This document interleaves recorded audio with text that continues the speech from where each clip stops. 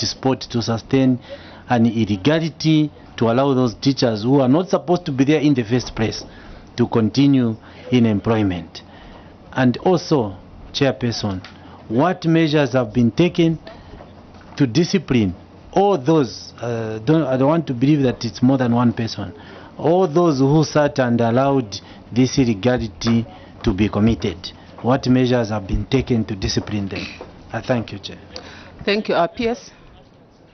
Chair, I want to come in at this point in time. You remember I submitted to yourselves that the report that came to the Minister of Education from Teaching Service Commission had recommended all those things that I stated here. However, when we had that report, we didn't know that they actually had another sitting. So perhaps this is a sitting which the Commission Secretary will speak about. Actually, they re-looked at their report, and they have a different version of what I submitted. That report I brought was a report that came when they went on the ground. And because we're rushing to come to PAC, they had given us that report so that we had backup. But behind the closed doors with the Teaching Service Commission themselves, the elders with the commission itself, they had now... is not valid. They had... No, I just wanted to open up, Chair, so that you see that they have a different version now of what was submitted. But you are supposed to work hand in hand. No. They fall under the ministry. You work together. Before you came here, you needed to have the correct position. And like giving this report a wrong position, and then today, because we've summoned them, you are giving us another version. This is a public document. So maybe the people from the Teaching Commission can help us. Thank you. Who will respond to those questions through the PS? Honorable Amnyem. Chair, we can't accept the contrary submissions because this is a submission before the committee. So if you're coming with anything, they must resubmit so that the Auditor General must verify. So they need to be interrogated based on what is before the committee. If they have another submission, must be given to Auditor General. We will not entertain any other submission. I submit, Chair. So PS, who is supposed to respond? The Commission Secretary. The Commission Secretary through the PS who can respond to the query. Thank you, Chair. Mid-November, PS Ministry of Education came to the Commission to inform the Commission that it had been discovered that some teachers among the 30,496 that were appointed last year did not possess the full grade 12 certificates.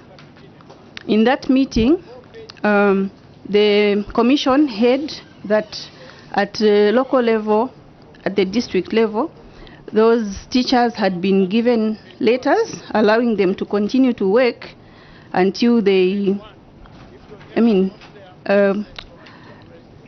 they had been written letters telling them that they would work but not be confirmed till they attend the full grade 12 certificates.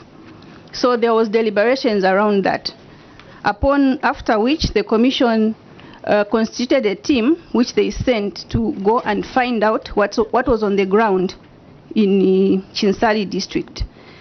The team carried out their investigations at province level and went on to carry out investigations even at the district level. They interacted with the members of the committee, they checked the system.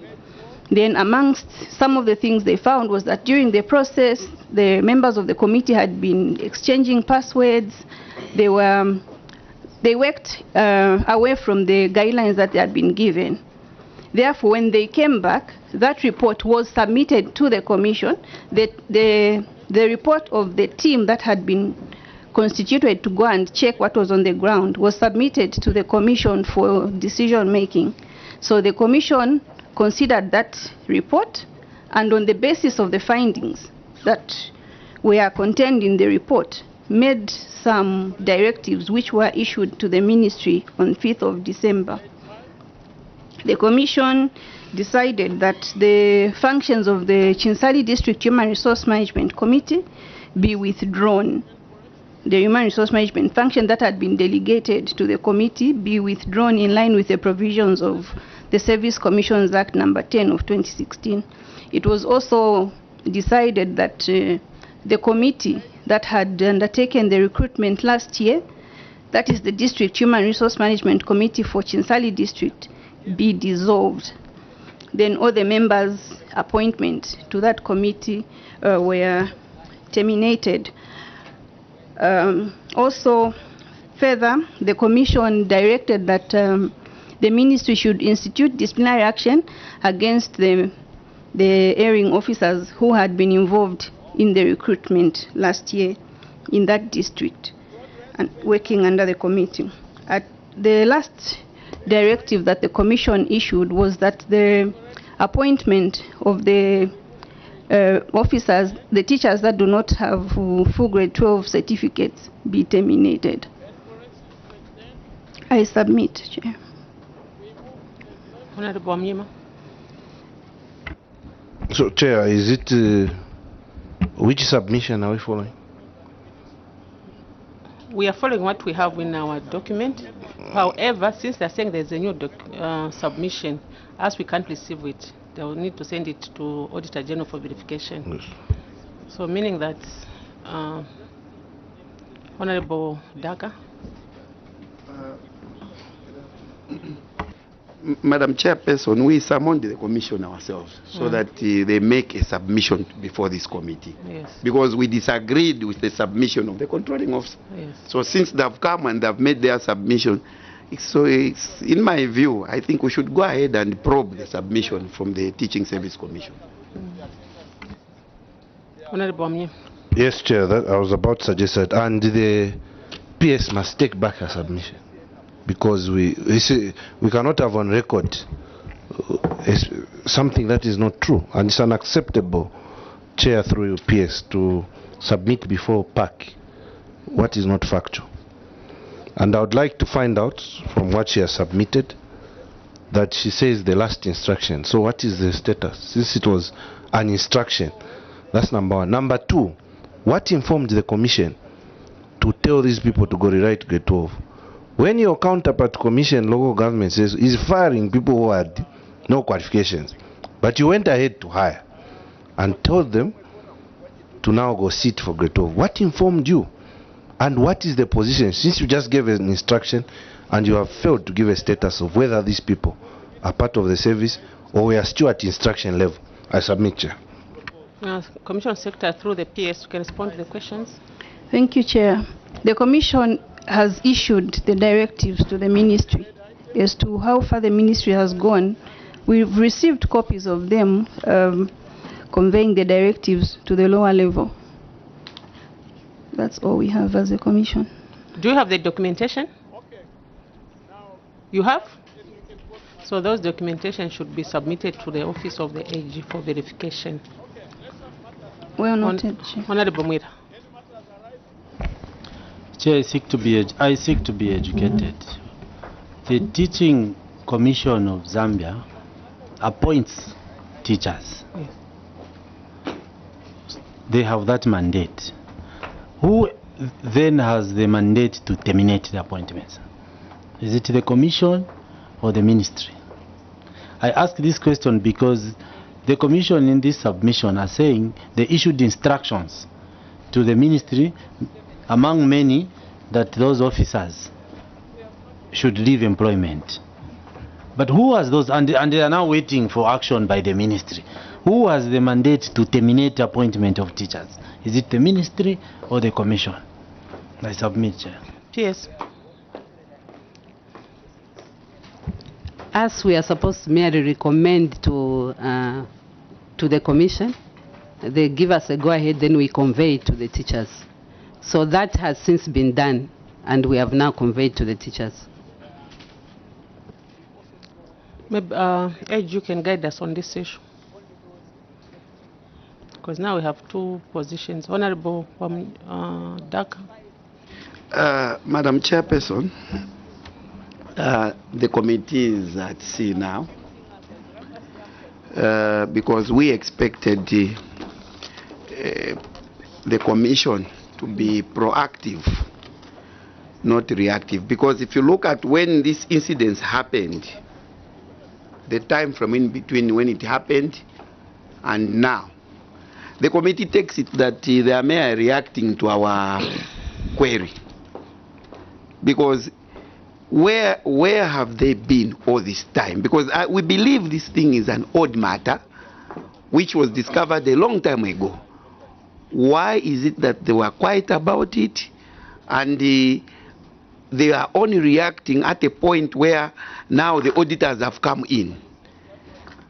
Is it that they don't understand their roles and responsibility as a commission, or maybe there's just a tendency of, we have seen, there's just a tendency. What the Honorable Daka, considering that what we have from the PS is different from the submission, I'll tell the PS to withdraw this statement on teachers not meeting the eligibility so that they will resubmit. PS. Chair, thank you so much. I withdraw what was earlier submitted, and the Teaching Service Commission now will resubmit. So you can read this statement on teachers, not the whole paragraph, but just teachers.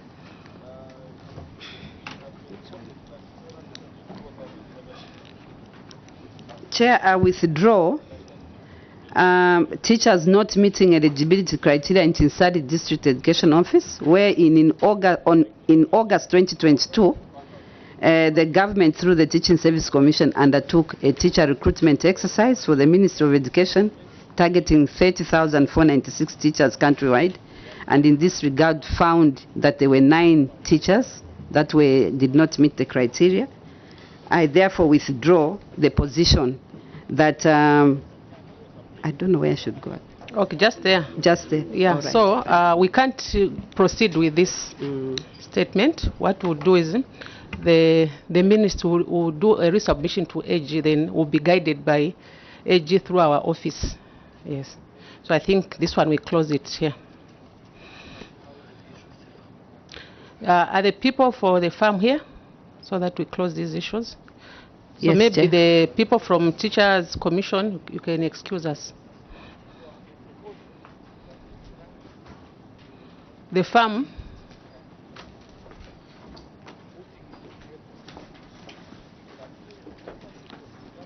Honorable members, we finished the question on the farm, so that we proceed to the next paragraph. Honorable Mfalali. Chair, I was thinking maybe you would allow Honorable Daka to conclude his line of thought maybe before they leave. No, but we've already closed, Honorable. Said they need to do a resubmission, because if he will continue with his line of thought, to open a Pandora box of a lot of questions. So we close this matter. So that was question 1 for the farm.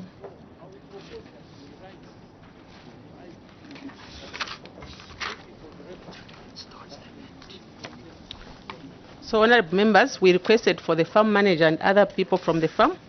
So it's open for question.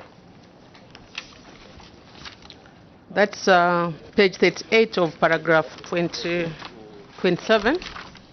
Abandoned farm and equipment. Those who were there last week, we requested for this.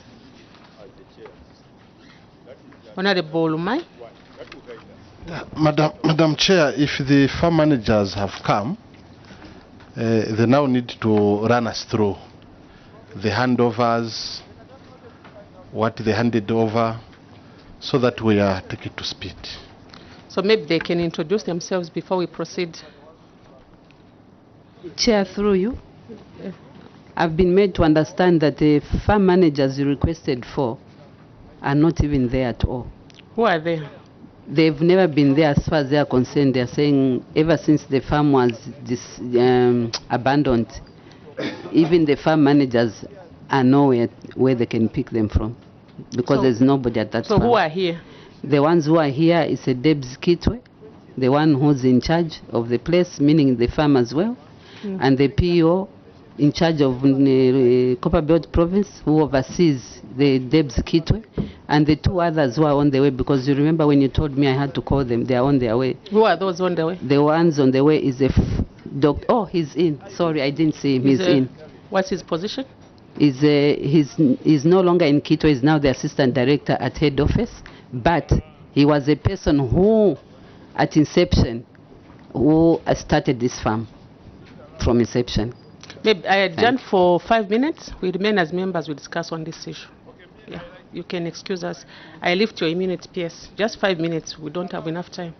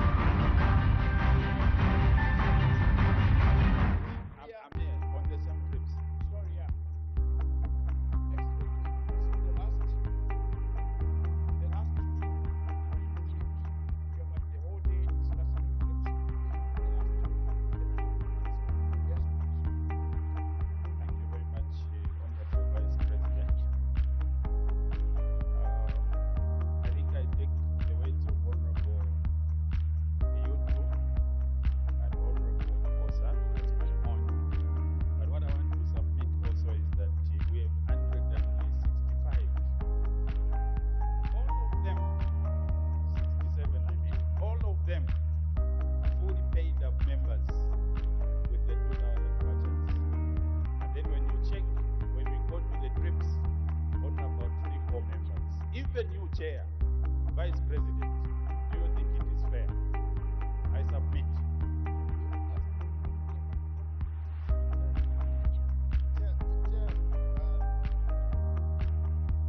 I just want to suggest that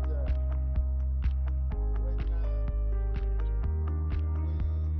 respond to this issue, and I'm saying we because I'm part of the executive, we should place on record the criteria, because the issue of people being sidelined when it comes to safety needs to be dealt with by, first of all, clarifying the criteria. If there are permanent members to these meetings, that must be clearly stated, so that the remaining positions are explained as to how they are normally distributed. Because here we find a situation where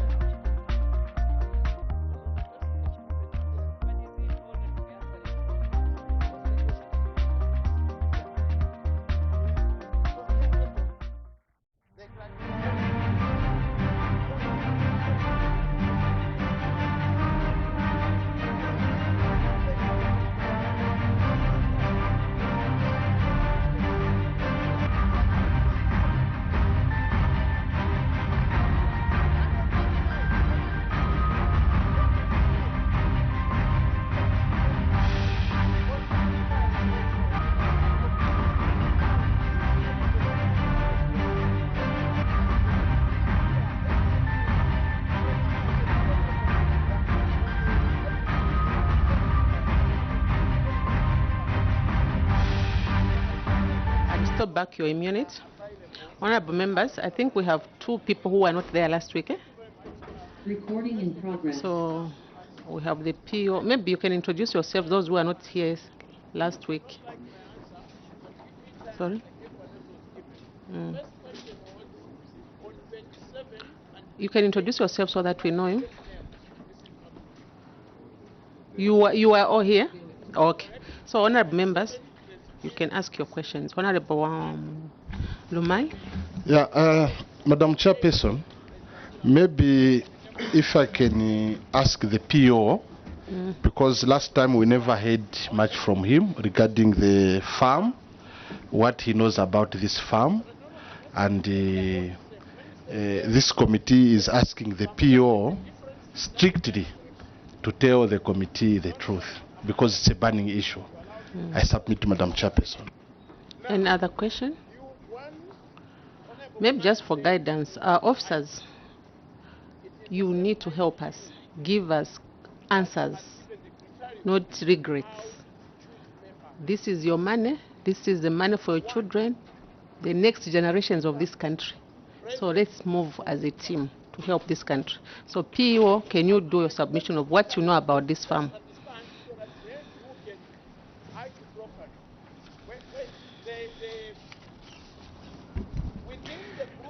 Thank you very much, Chairperson. Through the Permanent Secretary, the Kitwe farm, as we heard last week through our submission, of course the farm had the equipment, and part of the equipment was left at the farm or abandoned at the farm. And when there was this query, I did write to the DEPS to ensure that all the equipment was secured. And of course, I had to visit with my team to visit the farm. When we went there, of course, we didn't find any animal on the farm. And we didn't find any worker. However, as we were interacting with the people around, some of the people we believed were there were workers who were hired, but were just coming from the community. They were not employed to be permanently there. And one of the villagers we interacted with, because we wanted to know more about the farm, especially being neighbors, confirmed to say the people were living there. Of course, they used to see the animals around, but of course, they don't see the animals any longer. And we probed further. We wanted to know, especially the people who are taking care of the farm, where they had gone. Apparently, we met one who claimed that at one point he used to work at the farm, but he was cleared because we had no animals and he left. But of course we could not make a follow-up and probe any further. Otherwise, all the equipment was secured at the Kitwe College of Education where there is space, and that is the guidance that we provided to Kitwe DEPS. Thank you, Chair. Honorable Daka. Of course, through the PO, those people that we interacted with, of course, used to see the animals.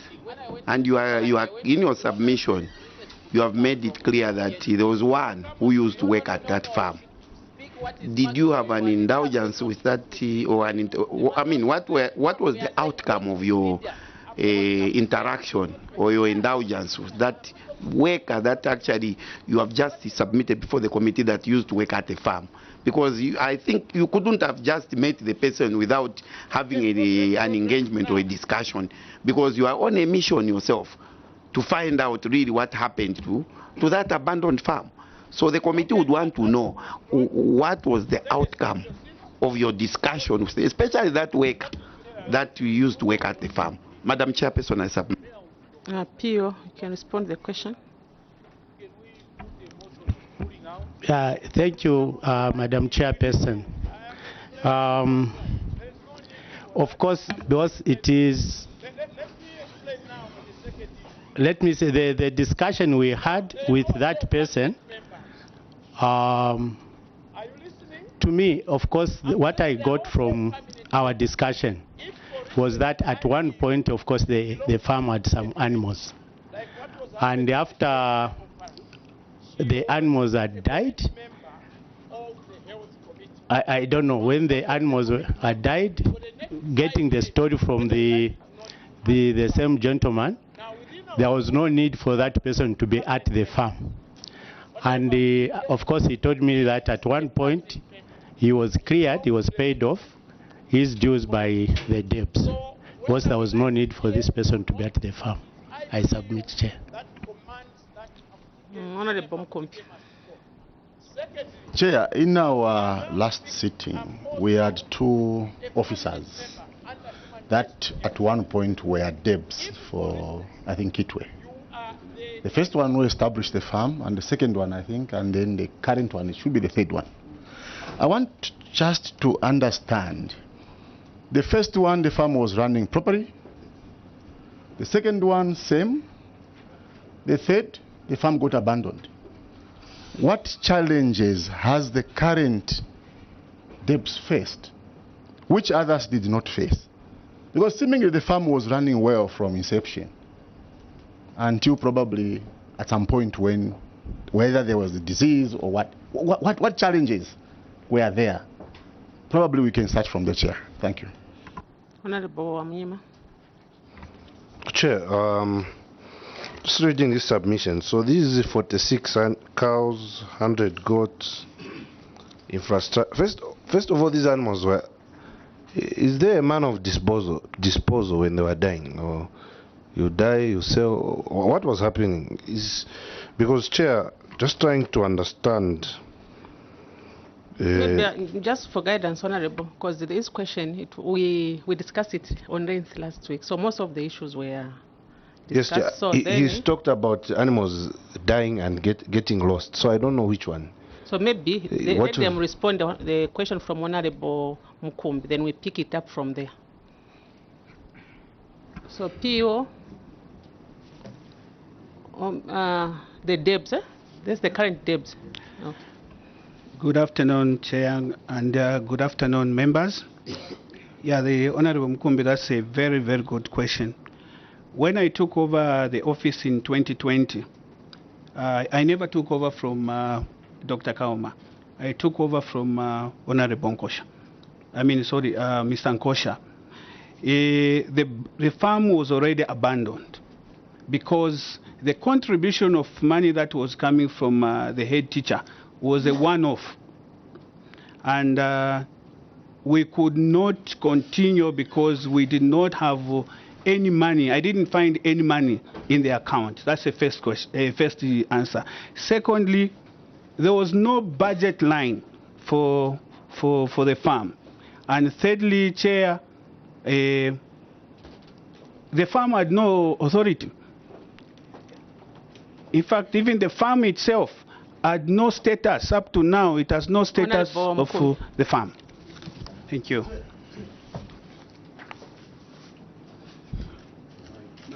Switch off the mic. Chair, the committee was reliably informed about the handovers. The 45 animals were mentioned. Goats were mentioned. So that doesn't look like an abandoned place to me. Because if handovers were done, equipment was there, how could that be an abandoned place where you have over 100, you have 45 animals, you have implements, which implements are now even secured? They are now seated somewhere within Kitwe. How can we call that abandoned, Chair? Debs, you should not change your submission. Mind you, you did a submission last week, and members are following up from your submission. So don't change anything. Honorable Daka. Madam Chairperson, I think the debts for Kitwe is taking us back, and as a committee we will not accept that. Chair, if you remember what happened last week, Dr. Kaoma is the initiator of the project. He handed over to the one seated next to him, and there were handover notes, and even the one seated to him handed over to the current debts. And there were no disputes that the issues that were queried under the Auditor General were not correct. So we cannot be talking about abandonment this time around. We are talking about what was handed over to you that you couldn't account for when the auditors came on the ground. That's what we are discussing now. So that issue, I think, this committee cannot accept it because you can't keep on changing submissions. So, Madam Chairperson, I wanted just to re-emphasize on that one. And secondly, I would want to find out from the current PO that when people claim that animals died, if you look at the submission from the Auditor General, the only proof that an animal died is the disposal itself should be a death certificate. when the auditors were on the ground, the current administrators failed to furnish us with a minimum of 46 death certificate for the cattle. And moreover, there were even goats that they couldn't furnish the auditors with information that indeed as a proof that the animals died. So that's where the issues are. Even those people that you say you found on the ground who claimed that they were workers at the farm, could they manage, if actually they claimed that animals died, if an animal dies, which means the carcass cannot be consumed, so which means they have to be disposed of, were they able to show you even a single grave, or where a single grave of one of the animals that died?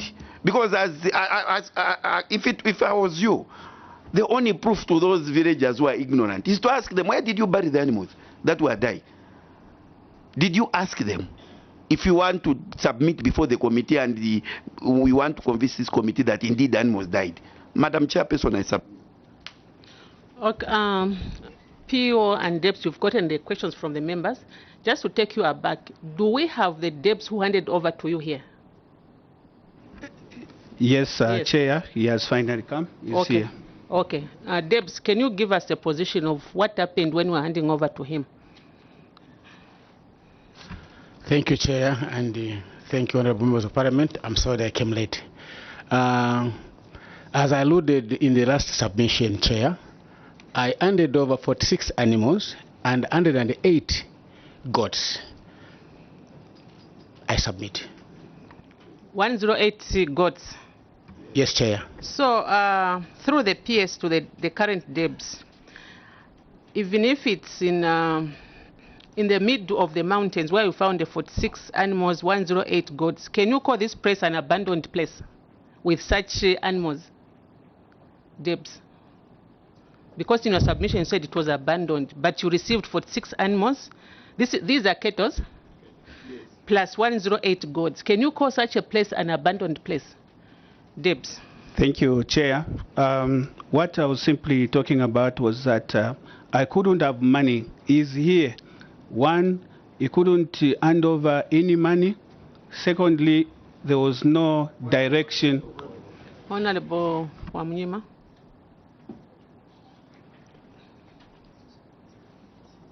Chair, through you to the PS, we are not talking about handover of money. You received animals. Where are they? They were handed over to you. Where are the animals? Not money. We are not talking about money. If the animals were sold, you say we sold. Not taking the committee for a ride. He's now going for money. Which money? So because there was no money, the animals should die. Can you tell this committee and be serious? If he doesn't have answers, can he please guide according? Debs, the question here is not about money. It's about the animals and the farm equipment. So your response should be around this, not money. Thank you, Chair. The first. Can I have the mic? Chair, if you observe this current Debs, when the predecessor wasn't here, he wanted to mislead this committee that he took over an abandoned farm.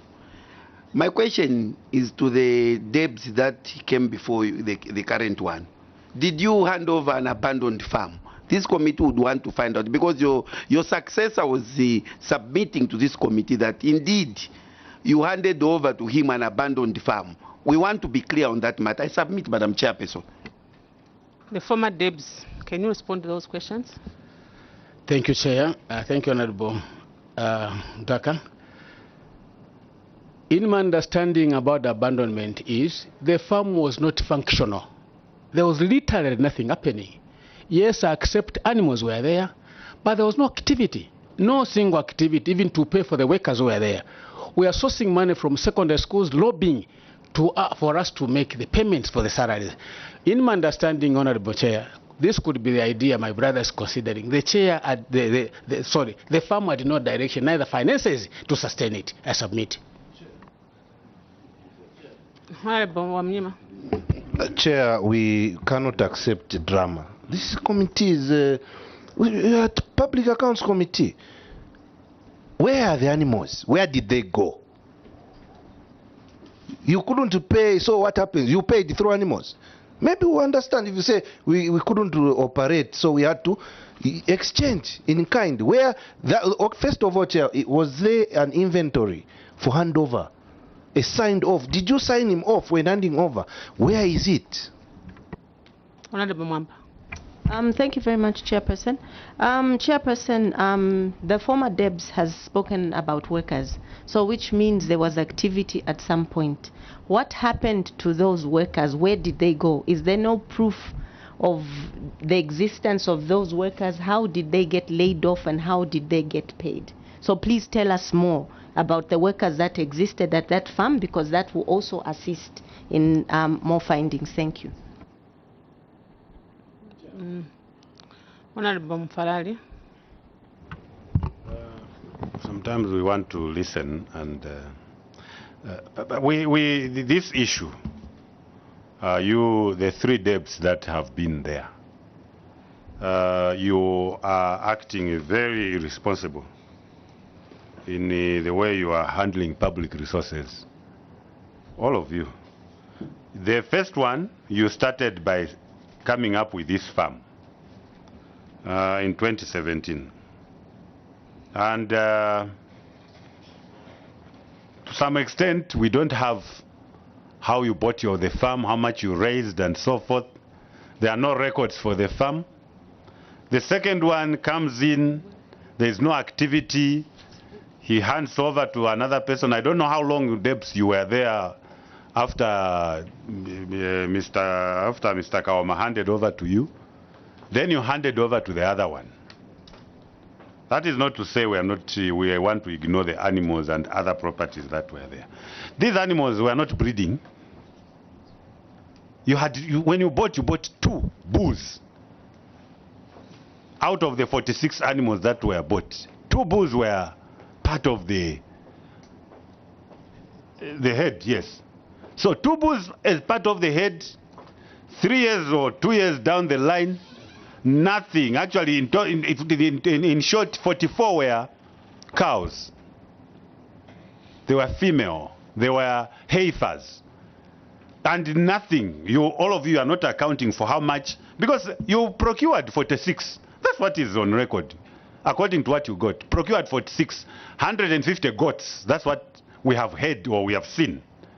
Now, at the time the other one was handing over to you, instead of goats being 150, they were 108. At the time the other person was now taking over, totally nothing. So what type of magic is this now? Where things just disappear from in the thin air. I think controlling officer, this is beyond this committee, but we need to understand what role each one played. Because you are getting public resources, you are making people pay for these things from schools. And these schools, you went back after you failed the project, you go back and start saying, no, we want money to pay workers. Why were you establishing a project which cannot sustain itself? The Debs, the current Debs, you can respond to the questions. Maybe in part of your response, you should account for the 46 animals and 108 goats. Okay, thank you, Chair. I am not going to change the statement. That just like the way I said last week is the same way I'm going to answer to the committee. I cannot come here and mislead the committee. I know the importance of this committee. Chair, the biggest challenge that I faced, keeping animals is not easy. It was very, very, very expensive. We tried, I have some documents which I submitted where we tried to save the animals, and the animals died. Honorable members, Chair, I don't know what is difficult here. You're starting a narrative. Where are the animals? They died, no records of disposal. Where are the animals. Your animals within 3 years were not breeding. You had special animals. They were just reducing in number. Where did they go? They died. Where is the proof? What did you do with the animals, sir? That is the question. If they died, provide proof. And Chair, I asked, this handing over that was happening, where are the records? Where are the records of, I have handed over this? You probably were handing over more. So where are the records? And Chair, if the answer of where the animals cannot be explained, there's nothing more else. We don't need to say I was struggling to get from schools. First of all, in their submission, you even expected MPs to fund this. How? You can't say well wishers. You start a business for well wishers to fund. For 3 years. For 3 years, are you sure? That's sustainable. Where did you take the animals? Debs, you can respond. Then we can make a position, honorable members. Thank you, Chair. We provided 9 death certificates, and later on, Ministry of Fisheries and Livestock gave us a report, which I submitted to the committee on Thursday. That was on the issue of the animals. Issue of machinery, machinery are all there, very safe at Kitwe College of Education. The pictures of the machinery are here. Getting back to the question of Honorable Mwamba, when we were releasing the workers, after we collected all the machinery from the farm, we decided to find some money and paid them off so that we have no further issues and court issues. And Chair, evidence of the voucher and the transfer of the money into these the accounts are here. Salad.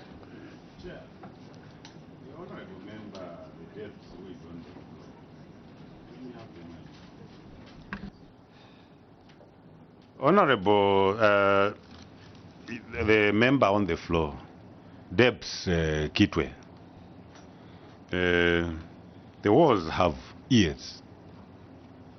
Wars have ears, and this matter has actually brought a lot of interest from those who contributed and those who didn't contribute anything. Now, you are not answering the questions that are being raised to you. Why should livestock go and give you certificates of your dead animals? Where were you when the animals were dying? And then you decide afterwards, then you find money to come and pay the workers that didn't look after your animals, as you are claiming that they died.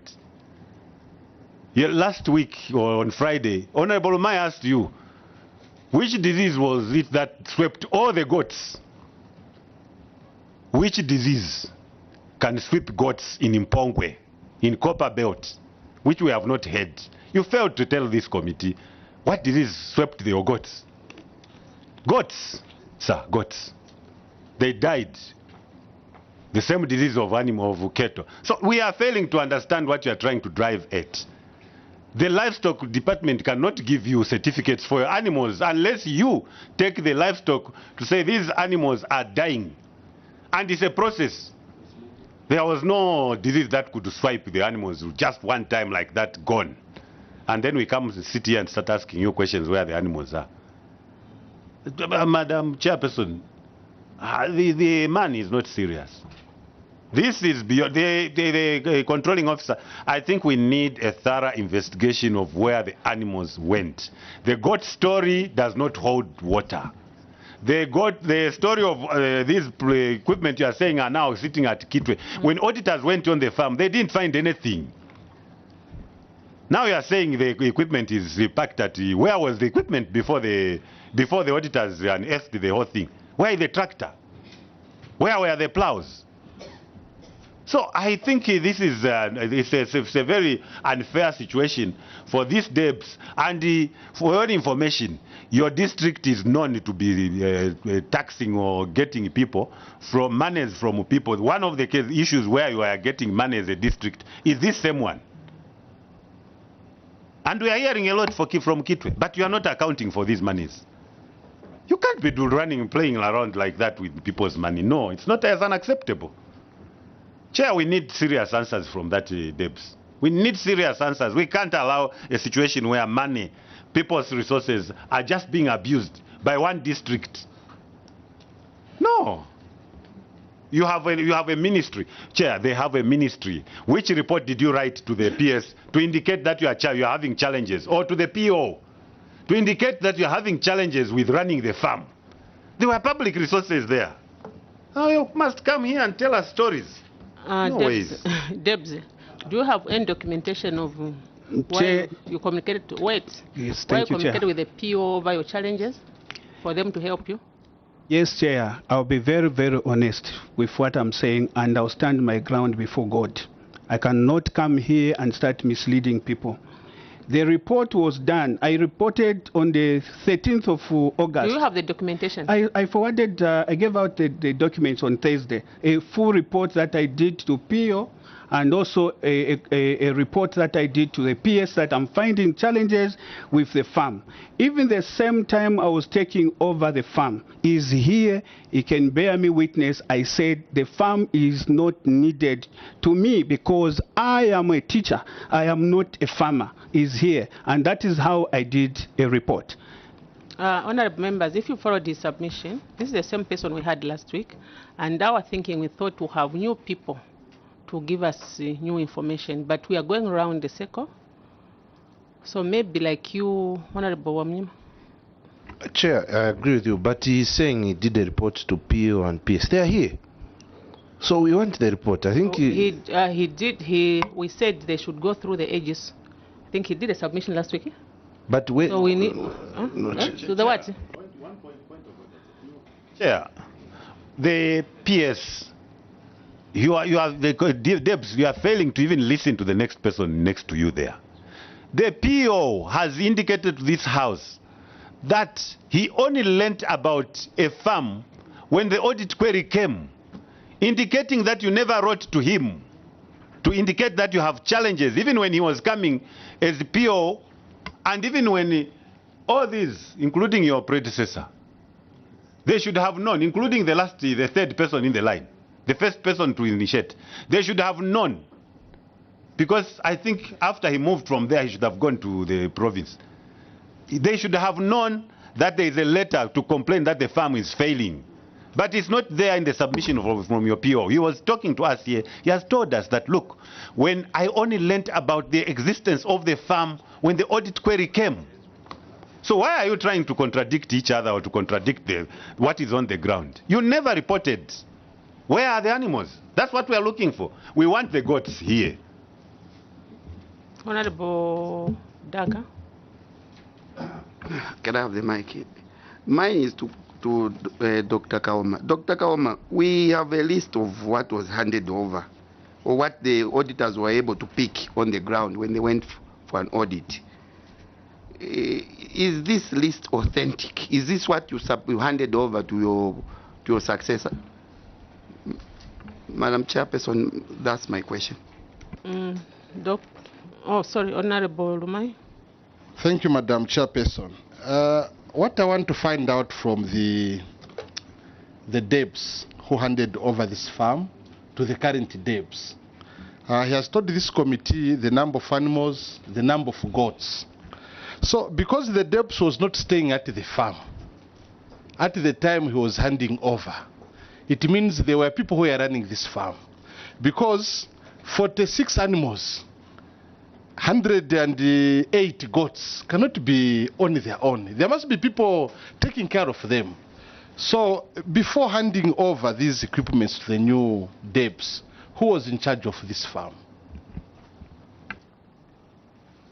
I think we've asked a lot of almost 3 questions, so let them respond because they'll miss some of the questions. Dr. Kaoma. Thank you so much, Chair. The report is authentic, and when they said there was no production, we bought 100 goats. But on the way, I handed over 108. But after 10 months after handing over, ZNBC did a documentary through Zambia Education Broadcasting Corporation, and they said goats were 150. That is after 10 months of handing over. So there was production from 100 to 108 to 150. I submit, Chair. And the animals, those were goats. The animals? Yes, cattle were 46. I handed over 46. But we must bear in mind that they were heifers. I ran the farm for 1 year, meaning we bought small animals, heifers. So it took us 1 year without production because the animals were a little bit small. Okay. Honorable Mai. What I wanted to know was, at the time he was handing over the farm, who was responsible running that farm? Because him as Debs was not staying at the farm. Yeah. There was someone responsible to run that farm. So who was he? Because even the new Debs also was staying at home in Kitwe. This farm was in Impongwe. So who was running the farm? Dr. Kauma, maybe you can help us with that question. Thank you. We had 3 caretakers. 2 were on board, then 1 was on government. But as I mentioned earlier on, we engaged the veterinary doctor who was going there fortnightly. And he was very consistent in training these caretakers how to dip, how to vaccinate, and all that. So during my earlier submission, I did allude to the fact that we never experienced any death of the animal for the 1 year that I ran the farm because of the arrangement that we had put in place. I submit. And Doc, during your handing over, you handed over the 3 workers? I handed over the 3 workers, yes. Okay. Honorable Mnyema. Chair, I want to find out, did these animals have brand marks on them? That's number 1. Number 2, is the vet doctor who was handling this, where is he? Is he here? Or yes, where these, want to know this.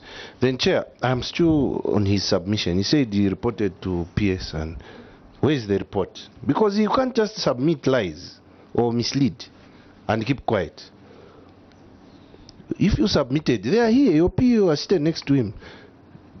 So where is that report? PS, did you receive any report? PS can respond. Not in my time. I'm sure he's referring to a previous PS. Not in my time. Debs. To who did you submit your report? The current Debs?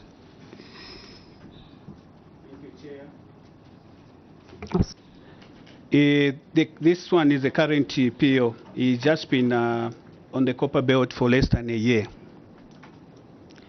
The report was done, and even when I came on Thursday, I gave out a report, Chair, just here a report of what I wrote to the PO and the PS about the difficulties that I was facing with the farm. Chair, that's the reason why I'm saying during my time, I did not want to get money from any head teacher about the farm because it was illegal. I didn't have any authority from my PS. I didn't have authority of the farm, the status of the farm, because the farm up to now is still a customary land. I cannot go ahead and start spending money on a property that has no... Chair, we have heard that from the Debs. Debs, you are not answering our questions. You cannot even start saying, no, you wrote the new PSC and what. No, it's unacceptable. Can you own up? The issue at hand here, look, we are all human beings. We can see through. You cannot come here and start telling us, say, you are having challenges. The PS is here. You never told the PS that you have an estate that belongs to the public or to the schools under Kitwe district. You never. You never told that PO when he arrived. When you are visited, you never told him that there was a farm that you were running before. You never. You kept quiet on these things until when the Auditor General caught up with you. That's when you now started now talking about, because you didn't have even certificates of where the animals went. You thought this thing would just go through thin air and everyone will forget. That's why the whole house here is asking you, where are the 46 animals? You cannot tell us the livestock came, no, I produced certificates. No, it's unacceptable, sir. It's unacceptable.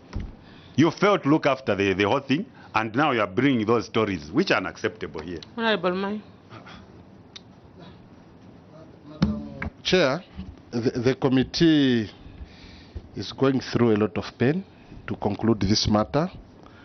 I don't know what would be the best guidance from the PS. I'm of the view that since the Debs as an individual, this is not a personal to hold a farm, below the Debs, there are officers responsible to handle these issues. Now that the Debs who handed over this farm, which was running smoothly with these animals and goats, according to him, they didn't die, and there were these 3 workers, and this matter is of public interest. I don't know whether if it will not be possible for the PS to bring the 3 workers before this committee, so that we put away the debts, because the debts was not staying at this farm, so that we can conclude this matter, because we are at Indian Ocean. Is it Indian? We at sea? Okay. So I'm just trying to make a proposal through the PS so that we can handle other things, since we have 2 paragraphs to handle with you PS this afternoon. Thank you. That's a good submission. Honorable Mukumbi. Yes, Chair. The current Debs also attempted to inform this committee that he had paid off the workers that were there. That also would raise a lot of questions, because from which vote? From which vote? This farm was abandoned. Where did the money come from to pay all those? So if we start bringing in other issues here, probably it should be able to pay those people. I mean, every government activity is costed. How were they paid? There was definitely even a tractor operator or a tractor driver, and all that, because they bought farm implement. What happened to all those people?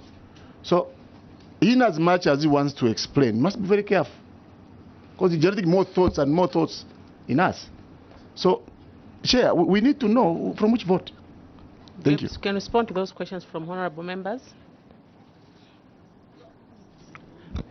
Thank you, Chair. The 2 colleagues who are here, Dr. Kaum and Mr. Nkosha, if they're very honest, they can tell this house the truth. In the minutes that were done, Honorable Farah. Switch off the mic. Chair, let him speak for himself. The 2 are here. We'll ask them when necessary. Speak for yourself and speak to the questions that have been raised on you. Don't bring in the 2 and start telling us that if they are honest. No. Can you just stick to your line of thought? Thank you, Chair. Can you withdraw the statement? I withdraw the statement, Chair.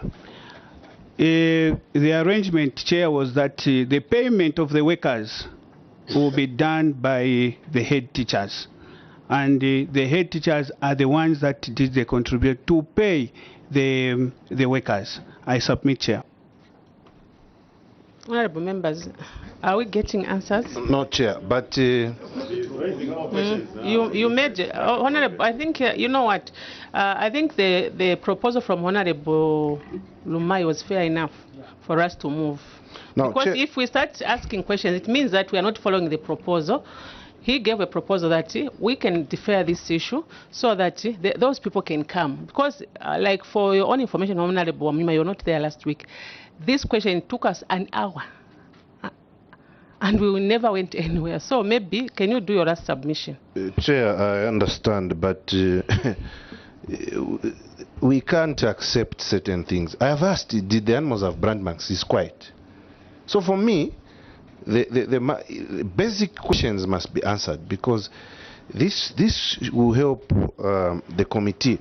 And moreover, Chair, those people working on the farm, The PS has not committed to bring them because we don't even know where those people are. She cannot even be in control of private people who are employed on a farm.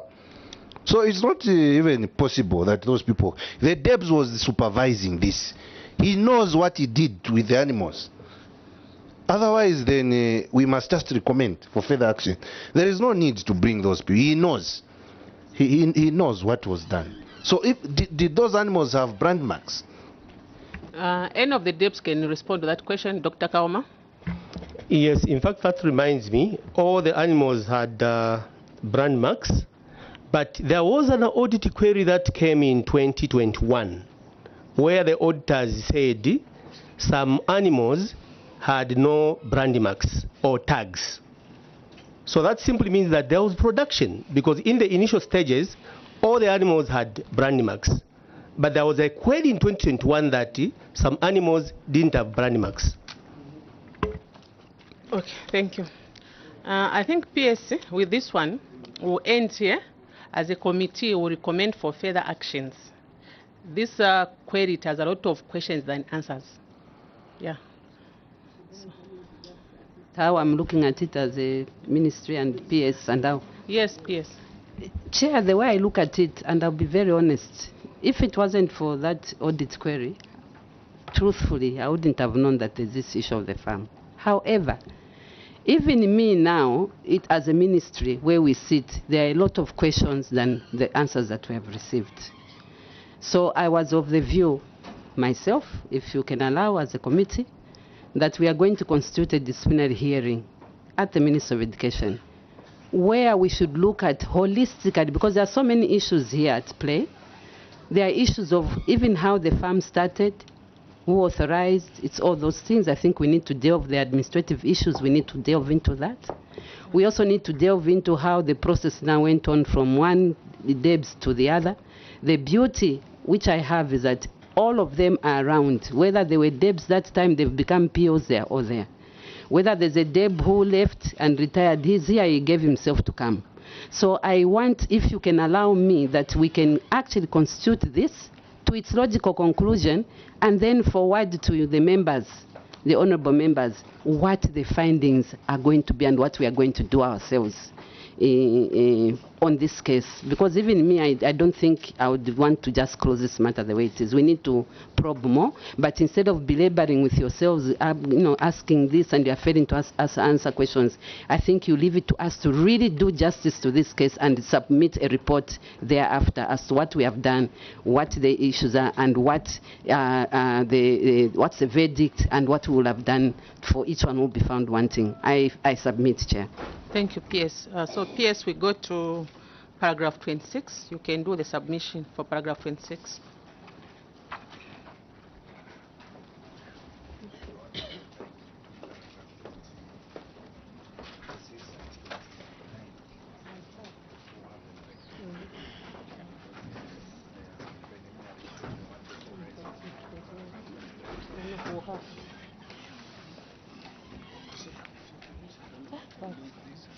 No, you don't leave it to me.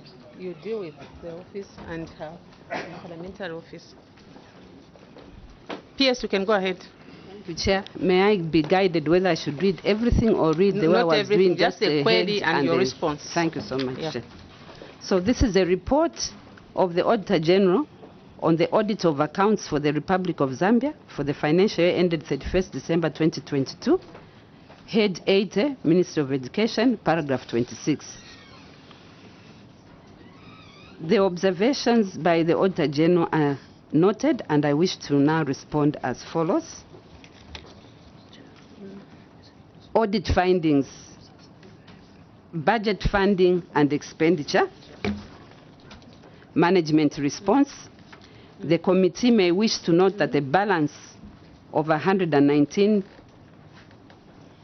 million and 85 kwacha carried forward to 2023 was for sanitary towels, in brackets 17 million kwacha, while 2,750,000 was for Zambia Commission for invested, was for, sorry, I beg your pardon, for sanitary towels 29,822,170, early childhood education 69,500,000, and university education 17 million, while 2,750,000 was for Zambia Commission for UNESCO.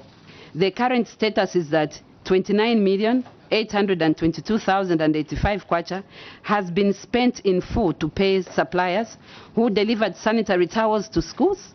24,801,963 kwacha for the construction of 20 early childhood education ECE hubs has been used to pay contractors, and payments will continue as contractors are on site.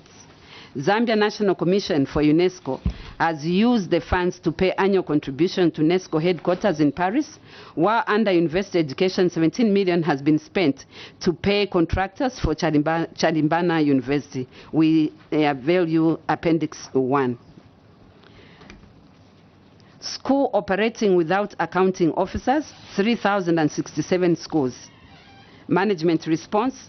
The committee may wish to note that schools have operated without accounting officers due to limited or lack of funding to open up vacancies and enable the ministry to recruit accounting officers through the Office of the Accountant General. Further, I wish to inform the committee that with the recruitment being centrally planned and budgeted by Minister of Finance, the policy pronouncements have always been for the teacher recruitment at the expense of other cadres in the ministry. The committee may further wish to note that the ministry was allocated 1,200 positions to recruit support staff, including accounting officers, by the Ministry of Finance and National Planning. The postings of the recruited staff will target some of the cited schools during the 2024 recruitment exercise, and we attach Appendix 2. Contract management, supply of textbooks and teachers' guide. Management response. The committee may wish to note that the books have been delivered to the schools in 5 provinces, namely Southern, Eastern, Western, Copperbelt, and Northern, while Muchinga, Lusaka, Luapula, Northwestern, and Central provinces will complete distribution of books by 30th November 2023. See Appendix 3. Supply and delivery materials. Management response. The committee may wish to note that the contract manager has been reprimanded for failure to supervise the smooth implementation and enforce Clause 6 of the contract on liquidated damages.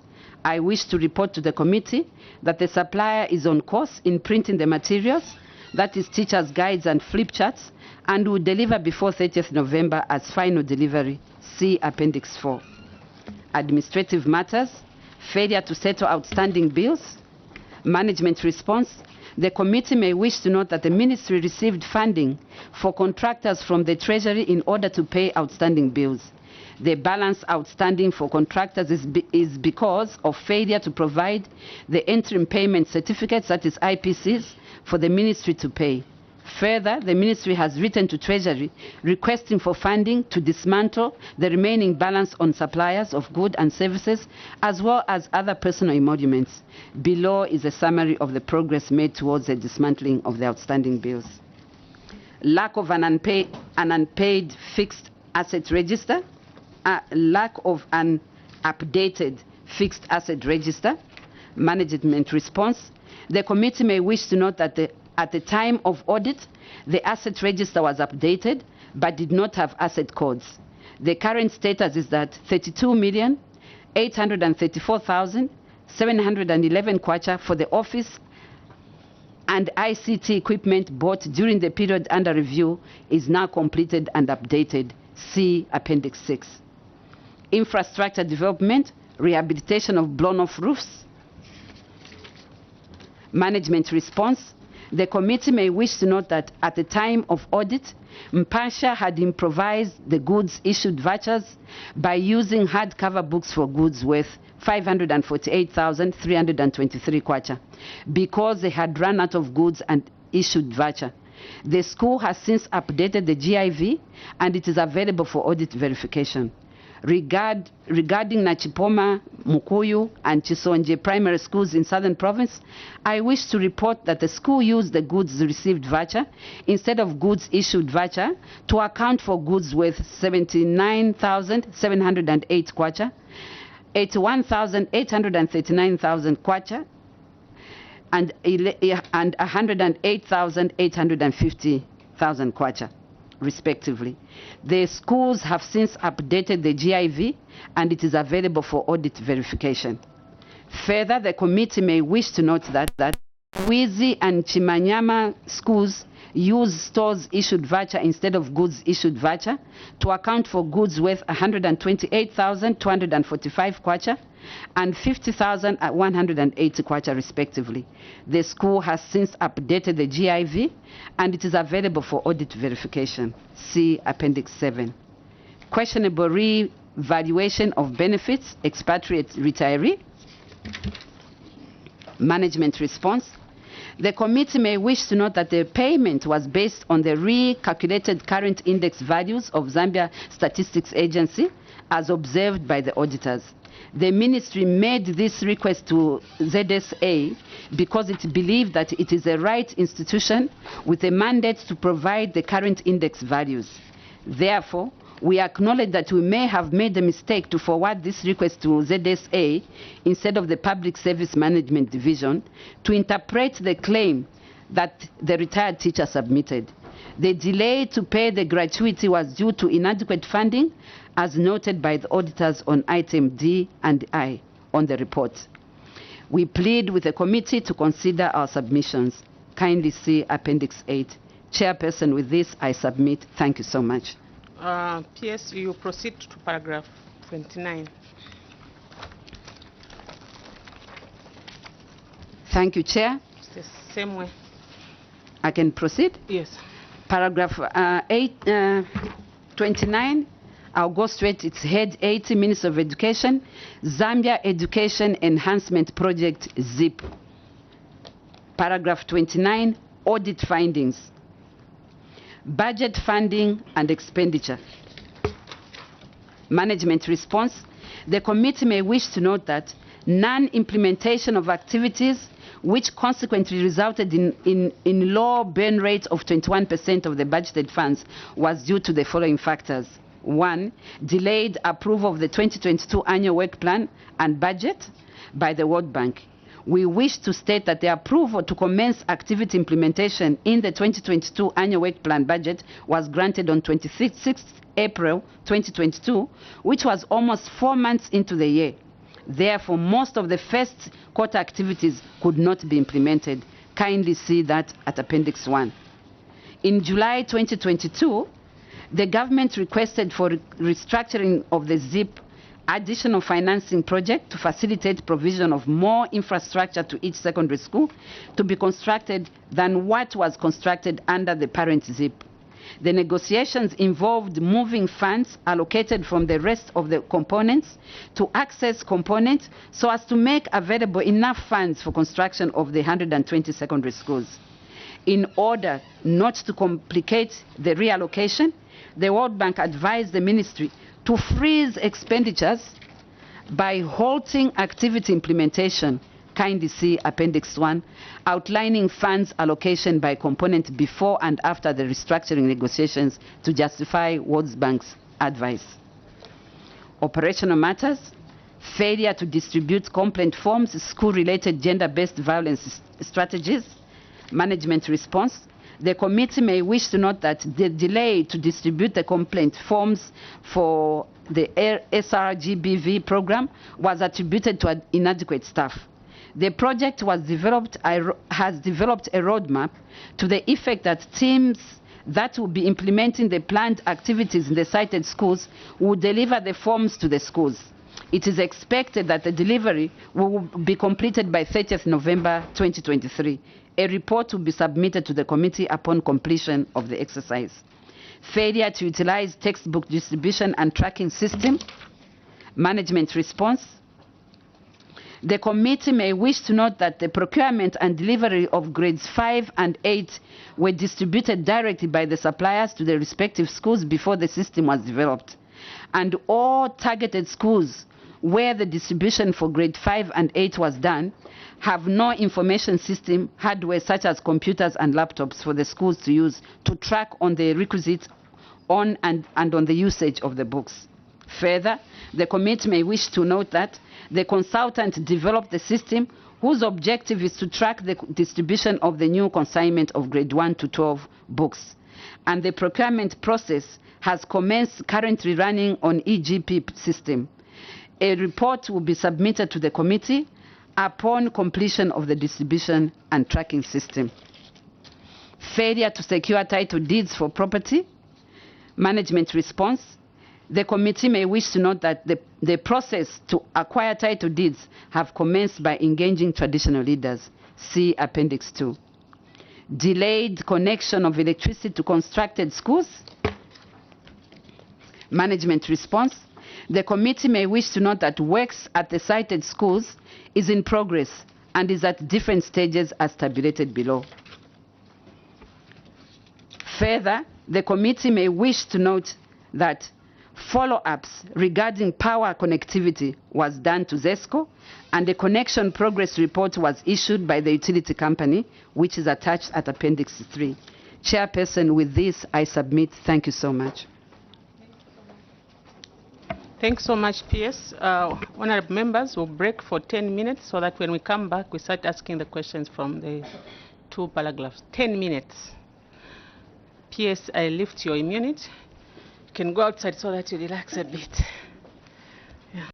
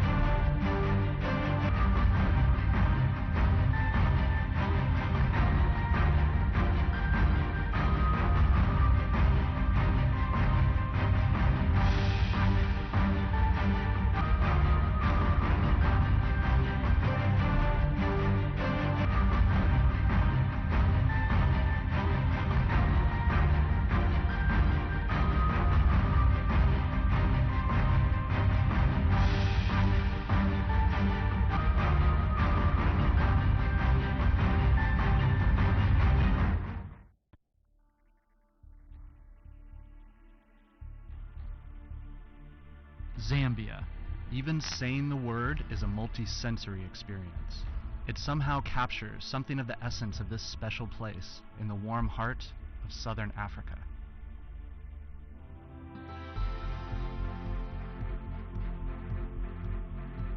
Take in the mighty Zambezi River, the majestic Victoria Falls that form Zambia's natural southern border, and the national parks overflowing with wildlife.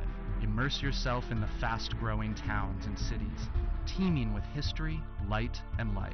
Then visit vast lakes that seem to touch the stars and engage with a plethora of different ethnic groups, cultures, and languages. Together, they make up the intricately woven fabric of this remarkable country. To visit Zambia is to begin a love affair that will never be exhausted, and unlike any that you have ever experienced before.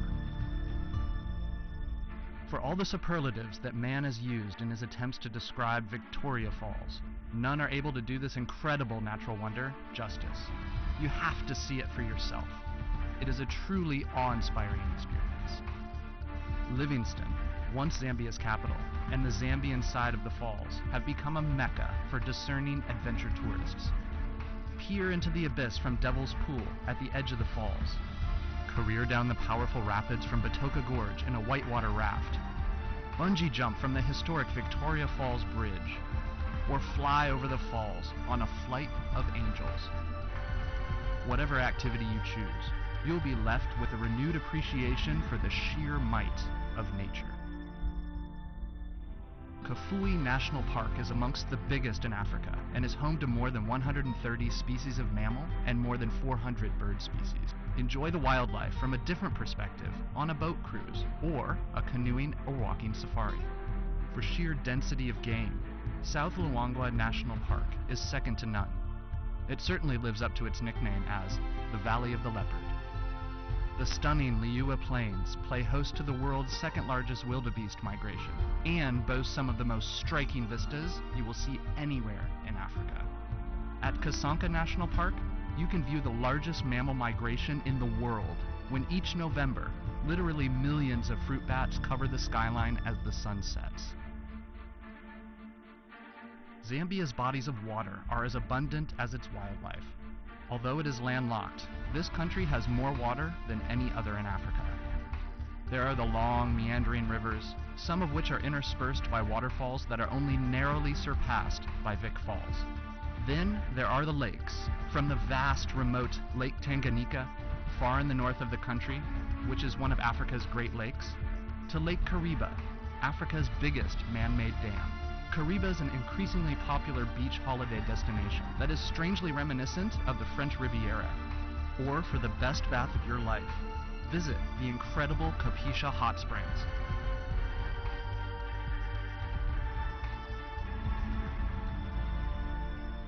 Another unique aspect of this remarkable country are the Zambians themselves. The country is home to 72 different ethnic groups and languages, all of whom have their own diverse cultural traits and traditions. One thing they do have in common: they are all unfailingly warm and welcoming.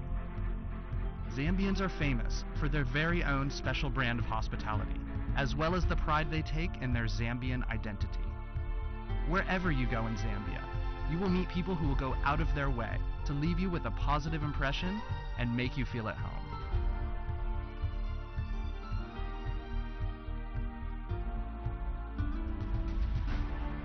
So what are you waiting for? Book your trip now and enjoy the kind of African experience you've always dreamt of. Whatever it is you're looking for, you can always be sure to find it somewhere in Zambia. So let's explore.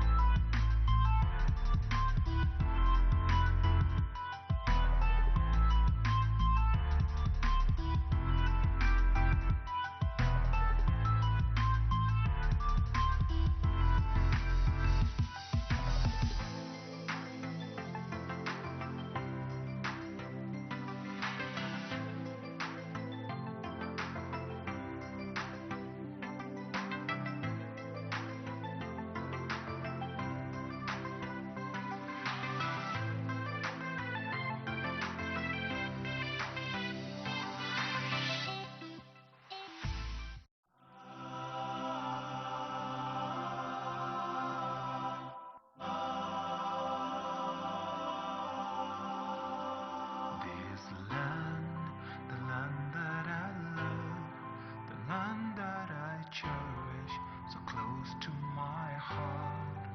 This land, founded on freedom, grounded in justice, love for all mankind. It's a land where every person is born free, and it's a land of peace, of love and unity. This land, Zambia, land of the strong, home of the brave. Our land, Zambia, free men we stand.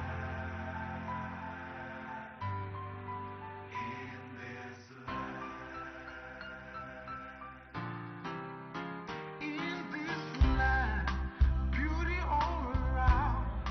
There is no other. Love like a mother's love for her child. Let nobody come and take our peace away. Let no one take what is free for all to share.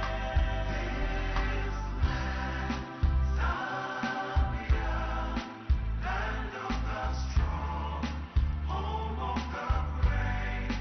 Our land, Zambia, free men we stand. In this land, I believe the better days are surely coming, and I believe that we can make it through the night if we lay pride aside, put a trust in God. Learn to love each other. You're my sister, you're my brother. Right or wrong, together we are stronger. So don't let nothing tear us apart.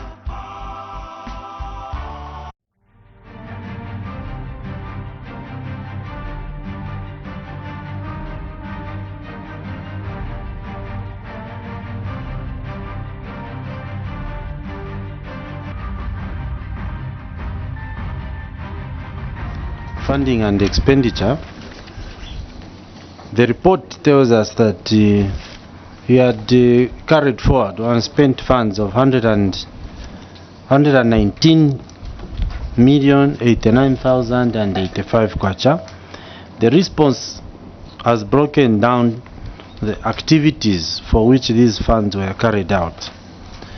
Now, regarding the 69.5 million, which was relating to early childhood education, the construction of the hubs, so far you have confirmed that 24.8 million has been paid. So there is still a balance of 44.6 million to be paid. In the event that this balance is not utilized in full by 31st December 2023, will the ministry request for another supplementary budget? That is my first question. And secondly, what is the ministry doing to ensure that capacity for the construction of these ECE hubs is enhanced? Because it seems you can't spend until the contractors reach a certain stage. So what are you doing to ensure that contractors move fast, the capacity is enhanced, so that these funds are not carried forward again in the coming year? I thank you, Chair. PS, you can respond to those questions. Thank you, Chairperson. Indeed, the capacity to utilize these funds in this year around was very difficult. And I won't go into the issues I've explained in terms of what was happening administratively, the lateness of being given even go-aheads by even through World Bank and all those issues. But however, Chair, if you can allow me, because I know that even now, as the Honourable Member is speaking, there is a portion that we have not utilized. So I would want Director of Finance to come in and explain exactly what we have decided we'll do and what we have done so far. Thank you, Chair. Director of Finance. Thank you, Chairperson, and thank you, PS. I wish to report to the committee that we foresaw that we will have unutilized funds which we carried forward from 2022, as well as the amount allocated for 2023. You recall in the previous paragraph, we talked about 40 ECE hubs, of which 20 are for 2023. So what we have done is we have already written to the Treasury explaining that we are not going to spend all this money because of the procurement processes have been rigorous and long, because we received a lot of bids than we anticipated concerning the 2023 funds. About 136 bidders submitted. So to go through the process, it has brought us to this level where we are now at financial evaluation stage. So we have already foreseen that we will reach the 1st December without any award. So the letter is in the Treasury requesting for authority that we carry forward these funds. And again, we are going to ask for supplementation in the 2024 budget.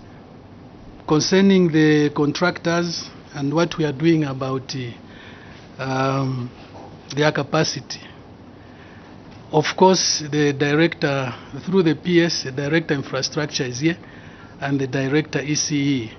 But I've observed from the financial side that the departments have intensified the supervisory. And also, I wish to report that we had a transport problem in the ministry, that our technical officers were finding challenges in being on site all the time. So the Treasurer had given us authority to procure motor vehicles. So anytime the vehicles will arrive, and we expect that the scenario will change in 2024. I submit, Chair. Any follow-up questions? Honorable Mwira. Mike, Director of Finance. Okay, so just to follow up, based on that submission, you are confirming that even as at now, none of these ECE centers have commenced in terms of construction. Director of Finance, can respond. 20 ECE centers have commenced, and they are different stages, which were allocated for 2022. Those were awarded around May, June, and contractors moved on site. And through their claims, that's how we have reached 24 million kwacha. Out of the 69 million were given to roll over into 2023. But for those 20 hubs allocated for 2023, we are at the evaluation stage. Thank you. Thank you. Next question, Honorable Daka. Thank you, Madam Chairperson. Let me take the controlling officer to schools operating without accounting officers. Madam Chairperson, a review of an establishment register and staff returns from selected schools in Southern, Northwestern, Central Province, and Mchinga, Northern, and Wapula provinces revealed that 3,067 schools operated without accounting officers. Madam Chairperson, we have seen how even the DEBs have been malfunctional with regards to following financial regulations. Now, as a committee, this is not strange because we have seen them physically and how they are failing to follow financial regulations. And the minister has continued. Now we're talking about 3,000 schools in those sampled provinces without accounting officers. What do we expect to come from there now? Controlling officer. And in your response, I've seen you are citing that the recruitment is being centrally planned and budgeted by Ministry of Finance with regards to recruitment of accountants or these financial officers. And you have cited that they are more biased at recruiting teachers. That's at an expense of not having these financial officers in various schools. Now, the question from the committee is, what is your ministry's position? What is your ministry doing to ensure that the recruitment of accounting officers is increased as a way of ensuring teachers are not tasked with excess responsibilities at an expense of teaching learners? That's the first question. The second question is, what measures has your ministry put in place to ensure that teachers are capacitated with knowledge to handle government funds as a way of ensuring accountability of public funds? I submit, Madam Chairperson. PS, you can respond to the questions. Thank you so much, Chairperson. We are very mindful of the fact that there are quite a lot of funds that are permeating through the Ministry of Education, and concerned that we don't have enough accounting officers. But suffice to say that I need to just bring to the attention of this committee that normally financial people is controlled by the Ministry of Finance. However, because this is our baby, we decided that we should take charge of the situation, and because that's how now we prompted that the next recruitment, rather than looking at recruiting teachers, a component of that should have these same accounting officers. So the good news is that there is already a policy pronouncement that for 2024 recruitment session, rather just recruiting 4,000, how many? 4,000 something teachers, a component out of that, most of it will be for this same auxiliary staff, including the financial or accounting personnel. And I think that one is okay, because even the Minister of Finance, ourselves, I think we are on firm ground that that's a position. If you remember, even the Minister of Finance has also made a pronouncement in Parliament that that's the way we are going to go coming 2024 budget. However, as to what we are doing, yes, Honourable, we have actually tried to capacitate the teachers. In fact, what our Directorate of Finance, together with Minister of Finance, they've jointly issued a number of trainings, and I think the director will actually testify to how many trainings they've been, to just simply try to capacitate the teachers who are not accountants. More so, we have also tried by all means that those teachers that are in subjects like accounts and business studies, those are the ones we have tried to also help, utilize this kind of function. But the training sessions have been done quite a number of times, and the Director of Finance can testify to that. Thank you, Chairperson. Any questions? Proceed to question 3. Honorable Mfarad.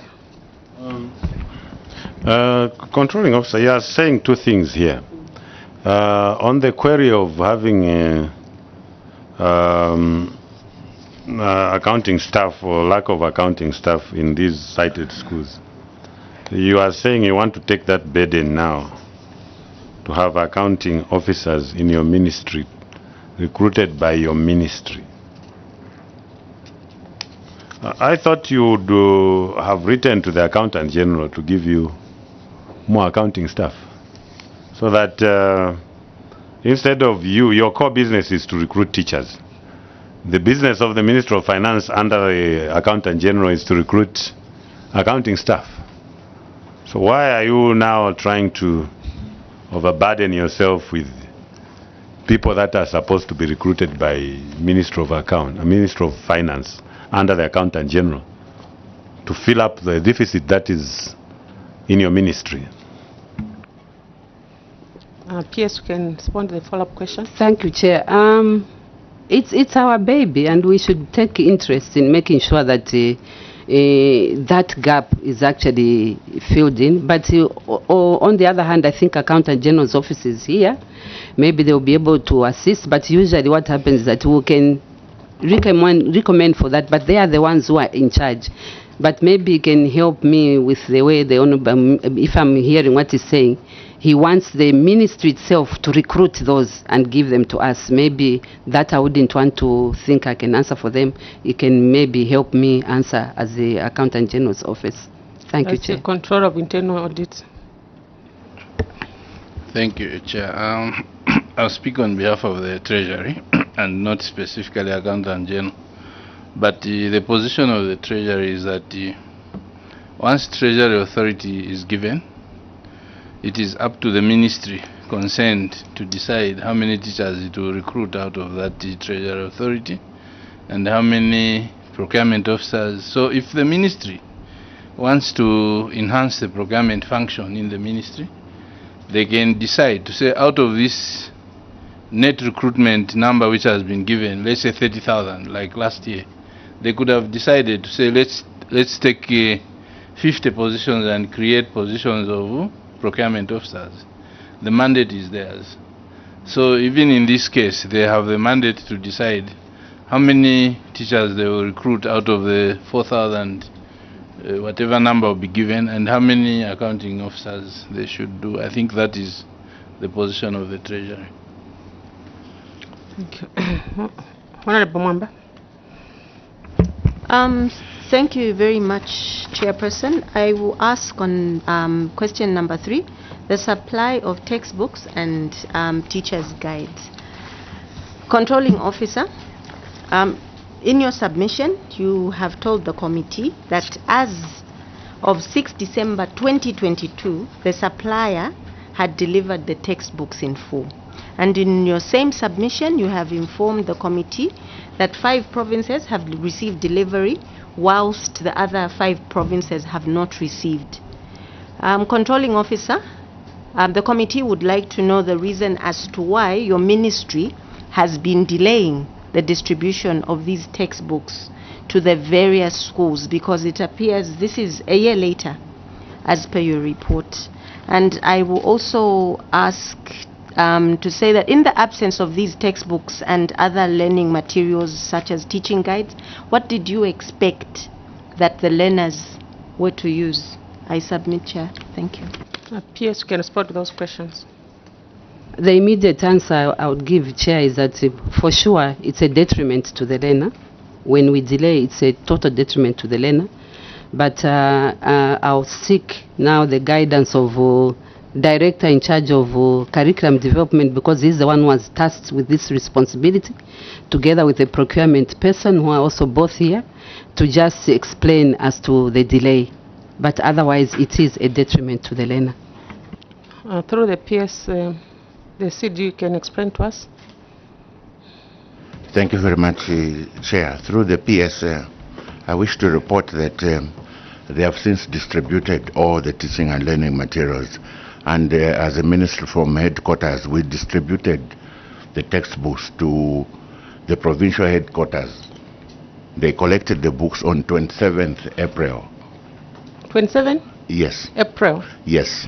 So we had been following up. I think the disappointment was from the provinces. Otherwise, they signed off the collection of the books on 27th April.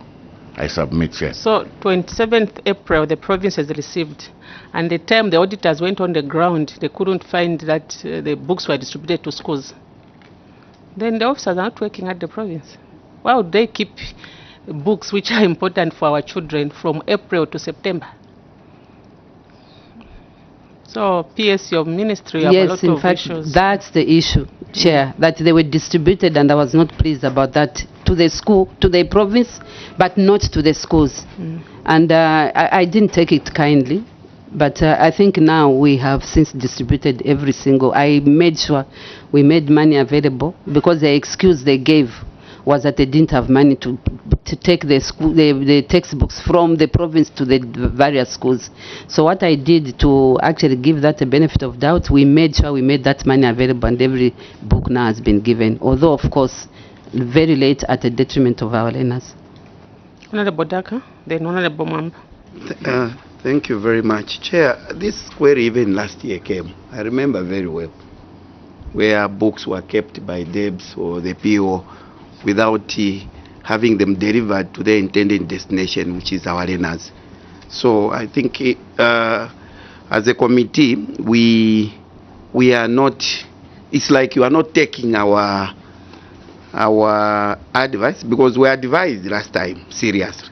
You are not taking it serious. It's like it's business as usual kind of attitude. There's a fair kind of an attitude. These books are needed by our learners.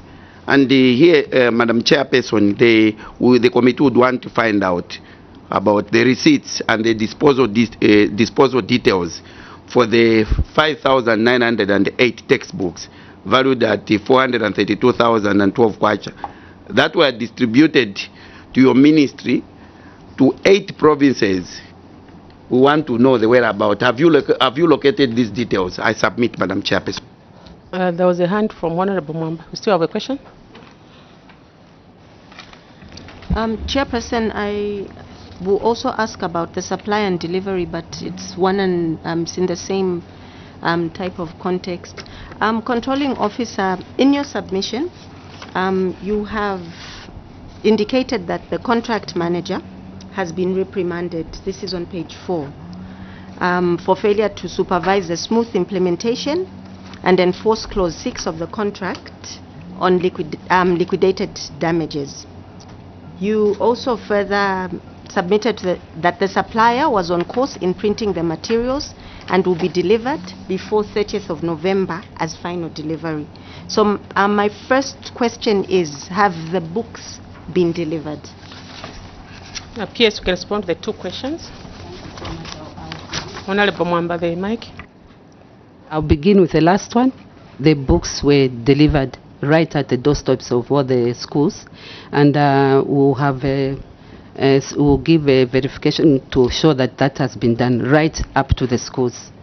When it comes to the issue of the contract manager, the reason why we decided we are going to reprimand the contract manager, who's the procurement person in this case, the rules are very clear when you sign that contract. If the other person fails to, to deliver, for instance, the person who was tasked as an outside contractor to deliver these textbooks, the contract manager's job was to quickly alert us before time that these books have not yet been given. And that being the case, we're supposed to demand liquidated damages from the person who's the supplier for failure to give us on time in agreement with what was signed in the contract. Because that was not done, I had to take to task the contract manager because he didn't tell us. And us were thinking books are in schools when yet books were not even delivered to us. I think that was the reason for doing that. We have actually attached for the delivery notes and everything, we have attached evidence to that effect that we actually have those. Proceed, honorable members. Honorable Mkumbi. Thank you, Chair. Chair, I want to take the PS to page 5 for submission on administrative matters. And we are looking at failure to settle outstanding bills. In your response, you are saying you haven't paid the balances to these contractors because of failure to provide interim payment certificates or IPCs for the ministry to pay. Now, if a contractor fails to probably provide an IPC, then they haven't done the job. Or if they have done the job, probably our own officers who are supposed to come from maybe Ministry of Infrastructure also haven't approved the works done. So, surely, were these works done, controlling officer? If they were done, where is the problem? Is it on our side as government? Or it's their side? Works and Supply have been here and they've been a culprit, not visiting sites, to handle the issue of IPCs and all that. Maybe even your building inspectors, maybe they don't go there. The second question is, what measures have you put in place to ensure that these IPCs are submitted by contractors? And I also note that you have stated that under personal emoluments, you still have a huge chunk that has to be paid, 607 million, still outstanding. We are approaching year end. Where are we? Also, when you look at suppliers of goods and services, 235 million still outstanding. So, have you been in touch with Treasury? And where are we? Before we get to 2024. Chair, submit. PS, you can respond to the questions. Thank you, Chair. I think issues of personal emoluments and as a rule that it should be paid by, it's paid by means of finance, it's something that is always beyond us. Because if you remember, I think I also belabored on this issue last week, where we also talked about the same personal emoluments that are not being paid off in full. I think because of the historical backlog, even Minister of Finance have found it a challenge to think they'll just one day give everything at one go. But like I said previously, the beauty and the good news is that every single month as I speak, they are trying by all means to give us money to offload the backlog. And that's what has been happening. That I can testify that every single month I'm receiving monies. It cannot be everything because it's not only our ministry, it also borders on other ministries as well. But they are trying by all means to make sure that the backlog is offloaded, and that's the position where we are. As to the issue of IPCs, I think if you can allow me, Chair, we can also hear a little bit more from the Infrastructure Directorate because they are here, so that they can lay a little bit more of information as to what normally happens and what causes that there should be this backlog, yet works have been done. Thank you, Chair. Thank you. Director, Infrastructure, can respond to the question.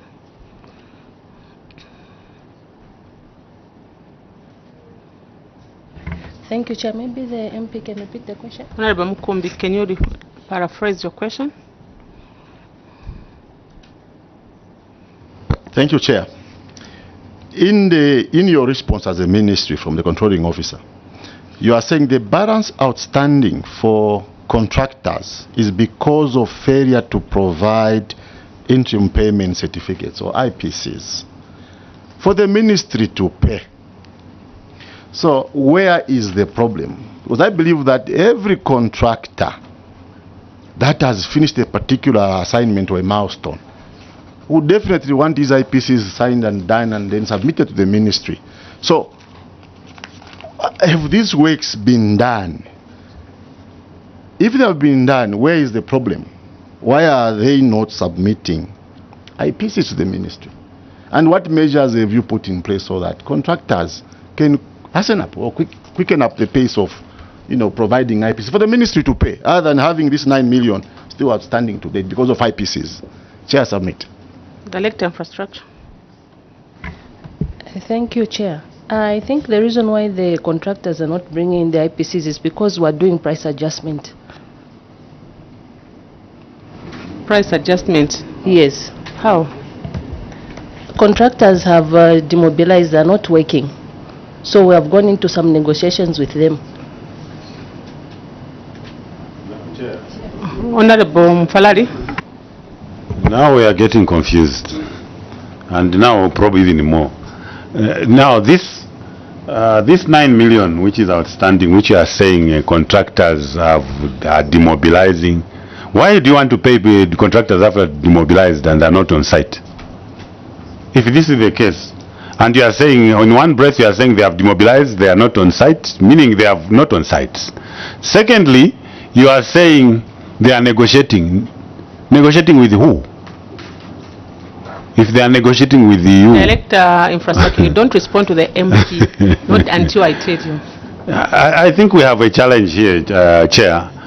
Could you just be clear what is on the ground? Because you are saying you are negotiating, contractors have demobilized. Why are you paying people who have demobilized? And the issue of IPCs does not even arise then in this case. Honorable Daka. Chair, thank you, Madam Chairperson. I think the Director of Infrastructure has to be very clear to the committee. Are we talking about outstanding IPCs or,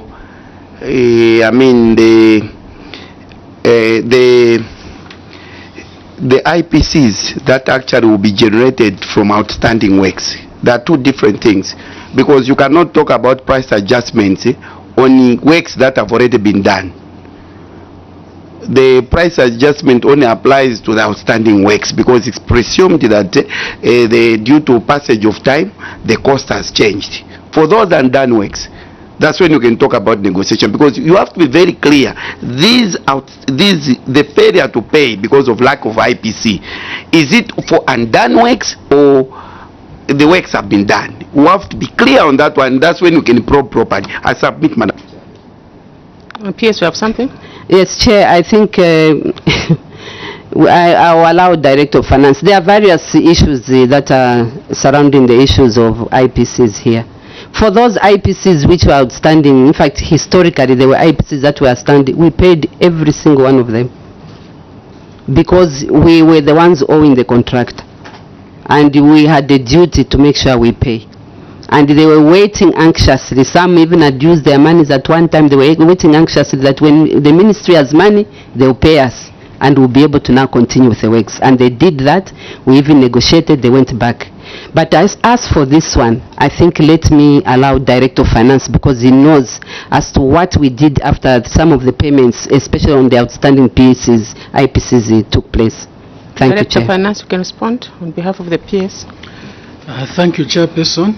In addition to what the PS has said, after we paid all the outstanding IPCs to contractors, there were 7 IPCs which we didn't pay for various reasons, worth this 9.9.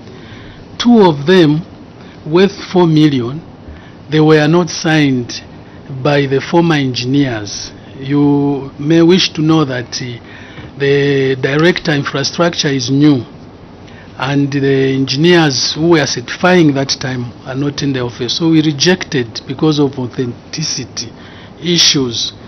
Then the other one, which is also worth 3.4 million, we searched and searched to look for an authenticated original IPC.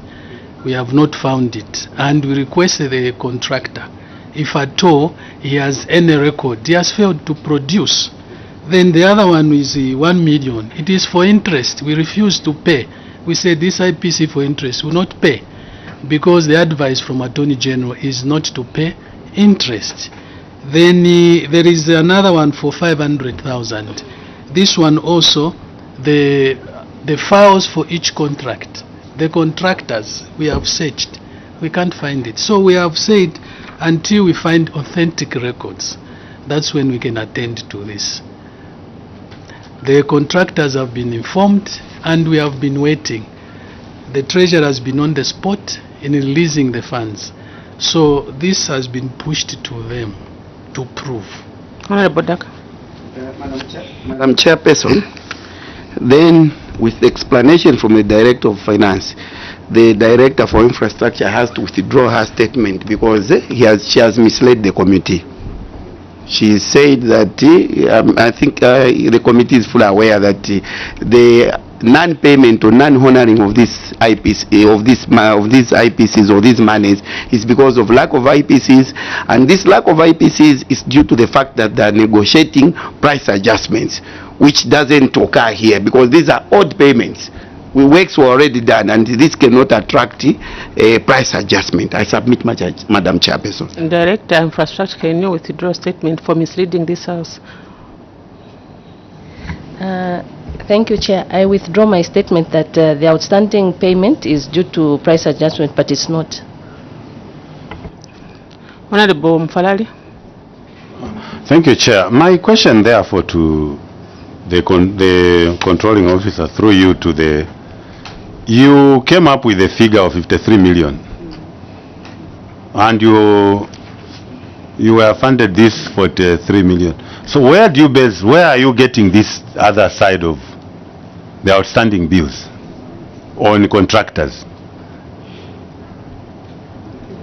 If you didn't have an idea of what these contractors were demanding, because you are saying these other contractors were demanding and their papers are not, others don't even know whatever, then on the contract you are saying the Attorney General has advised you not to pay interest.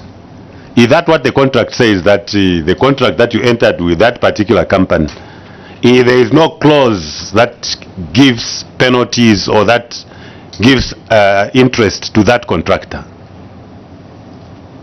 Honorable Mai. Thank you, Madam Chairperson. PS, with the steps you are taking in the Ministry of Education, you are giving us hope that you can defend the wrongs. But now, Madam Chair, in an event, this is happening in so many ministries, where people just walk in with a claim to say this is this, and if the controlling officer is weak, they will just push for a payment. Even when the people never supplied the government with anything, even when they never did any works with government, but as long as the controlling officer is weak, the treasury will be pushed to the wall to release the money. Now, in this case, like Honorable Ricardo has put his question, now I want to know going forward, because these people, you have asked them to bring evidence, and for a long time they have failed to produce evidence. Now tomorrow they go and cook papers. They come and say, here is the evidence. What will be the step the ministry will take against such contractors? PS, you can respond to those questions. Chair, it's not that easy to think they can just cook, because their signatures, unless my members of staff confirm in the affirmative that indeed those signatures are theirs. Because the interim statement, the IPC itself, when they are now calling for, there are 3 signatures there. Surely all the 3 can, unless they want to connive, but we know the signatures, it's very clear. That's why they are failing, because they need to bring signed, already signed, not with the present. It will even be for people maybe for now are not there, but we have the kind of signatures that we require. If it was that easy by now, they should have brought. So the onus is on them. After all, this is their money. They have to prove, otherwise that they need to be paid that money with proof.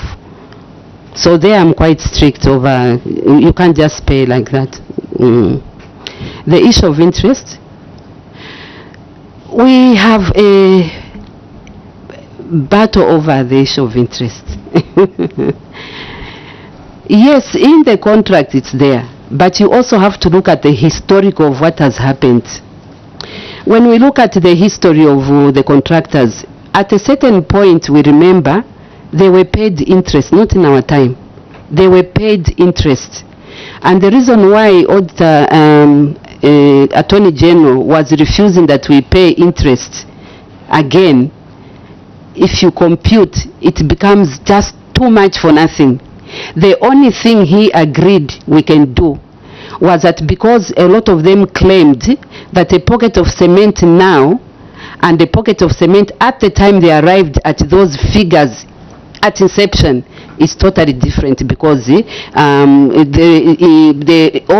time the economy has changed. Even when you look at the exchange rate has also differed.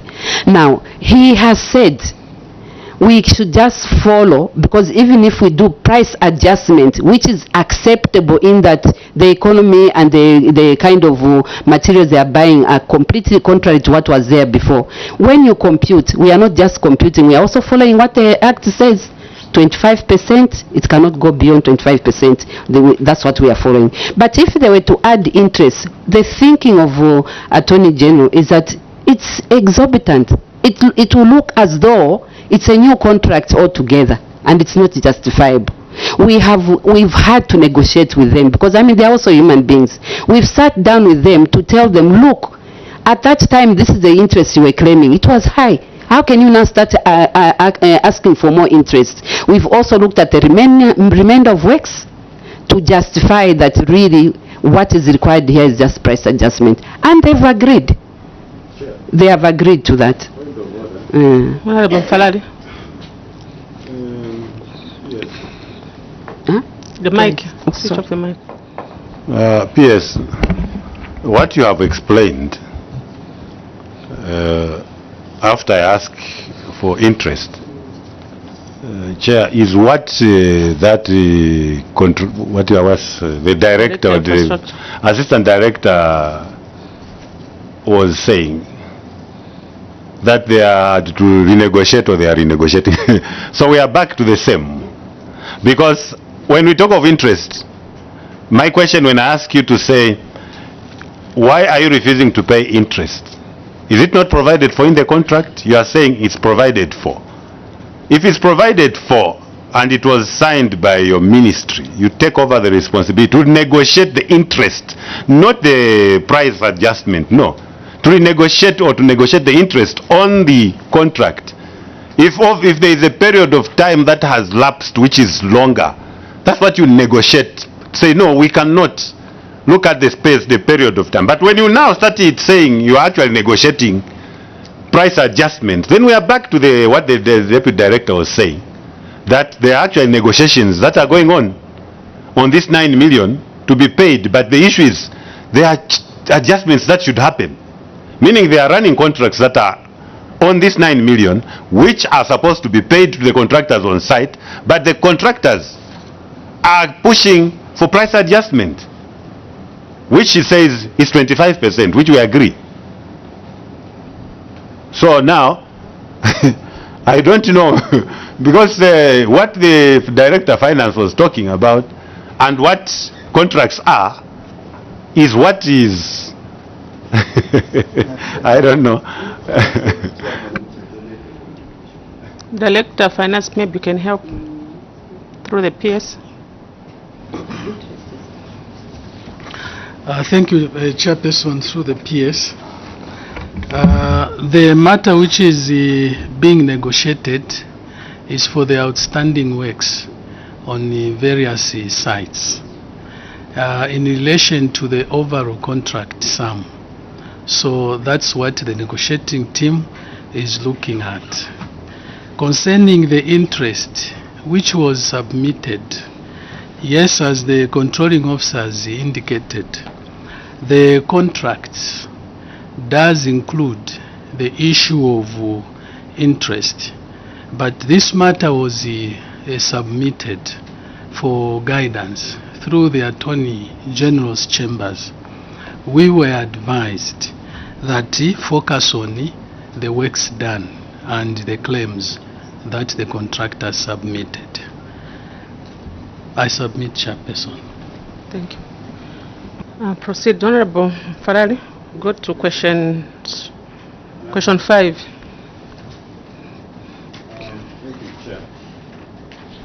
Thank you, Chair. I think this is 20 what? 29, I'm looking for 26. 26, you controlling officer, we are talking about updated lack of an updated fixed asset register. Which register seems to have come, which copy? I think I have one copy that has been given to me here. Now my question to you, controlling officer, is why didn't you provide this these 2 hard copies as attachment to your submission? Because we never had, this was not an attachment. It's just coming here now to show us that there is something that has been done. But when you look through this register, we don't even know when it was prepared. Whether this register was for 1973 or it's for 2022 or 2023. It's not provided for in your register. Now the question is, why didn't you provide this register as an attachment to your submission? And we have had questions on motor vehicles and where you didn't know where they were sitting. But today we have this asset register. The other one, it speaks to inefficiencies. What are you doing to ensure that you don't have these inefficiencies where people don't know which assets belongs to this ministry? I submit, Chair. Honorable Mai. Thank you, Madam Chairperson. In addition to Honorable Mufalari, in the response, the ministry saying the committee may wish to note that at the time of audit, the asset register was updated but did not have asset codes.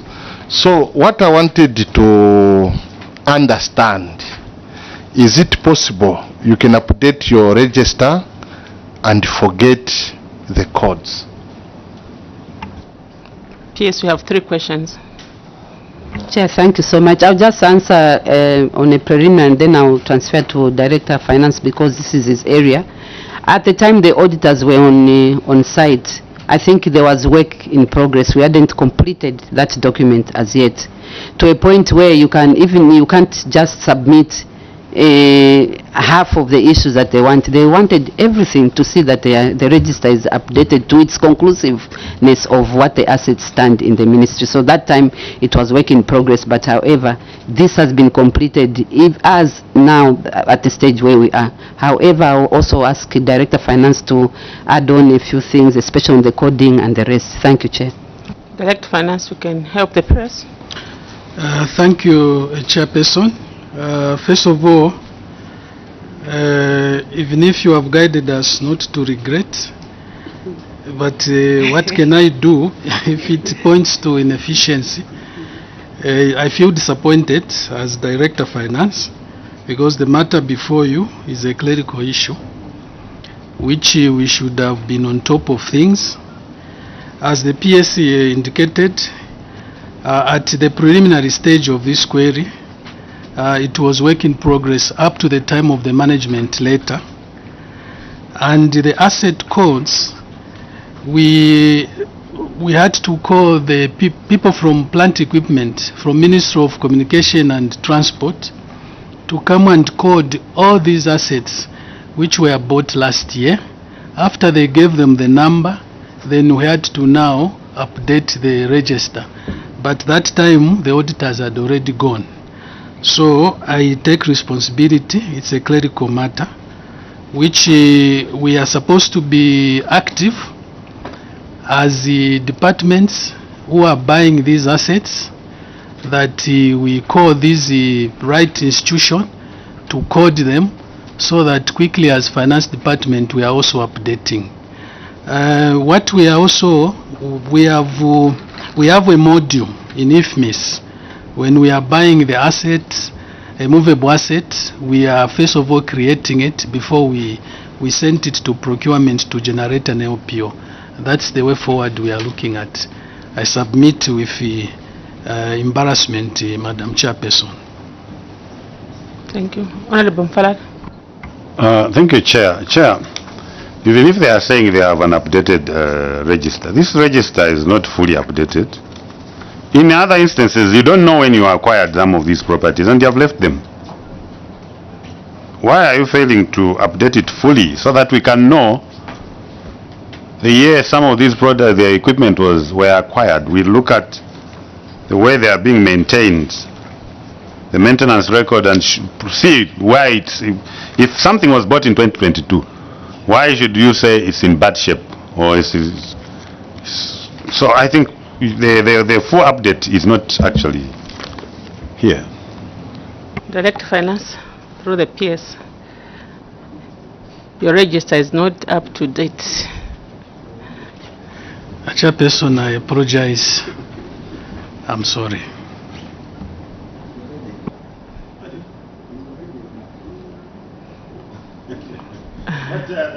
Chair, I think the Director of Finance, we want to be somewhat serious in terms of how we approach our work from this angle. I think the audit query was given to you many months back. And for you to bring in something that is not even updated fully, just for us to close this, I don't think it's sitting well with the committee. You needed to have done a good job within the period you were given, including getting the whole register to the Auditor General. And I hope you don't tell me that they rejected it.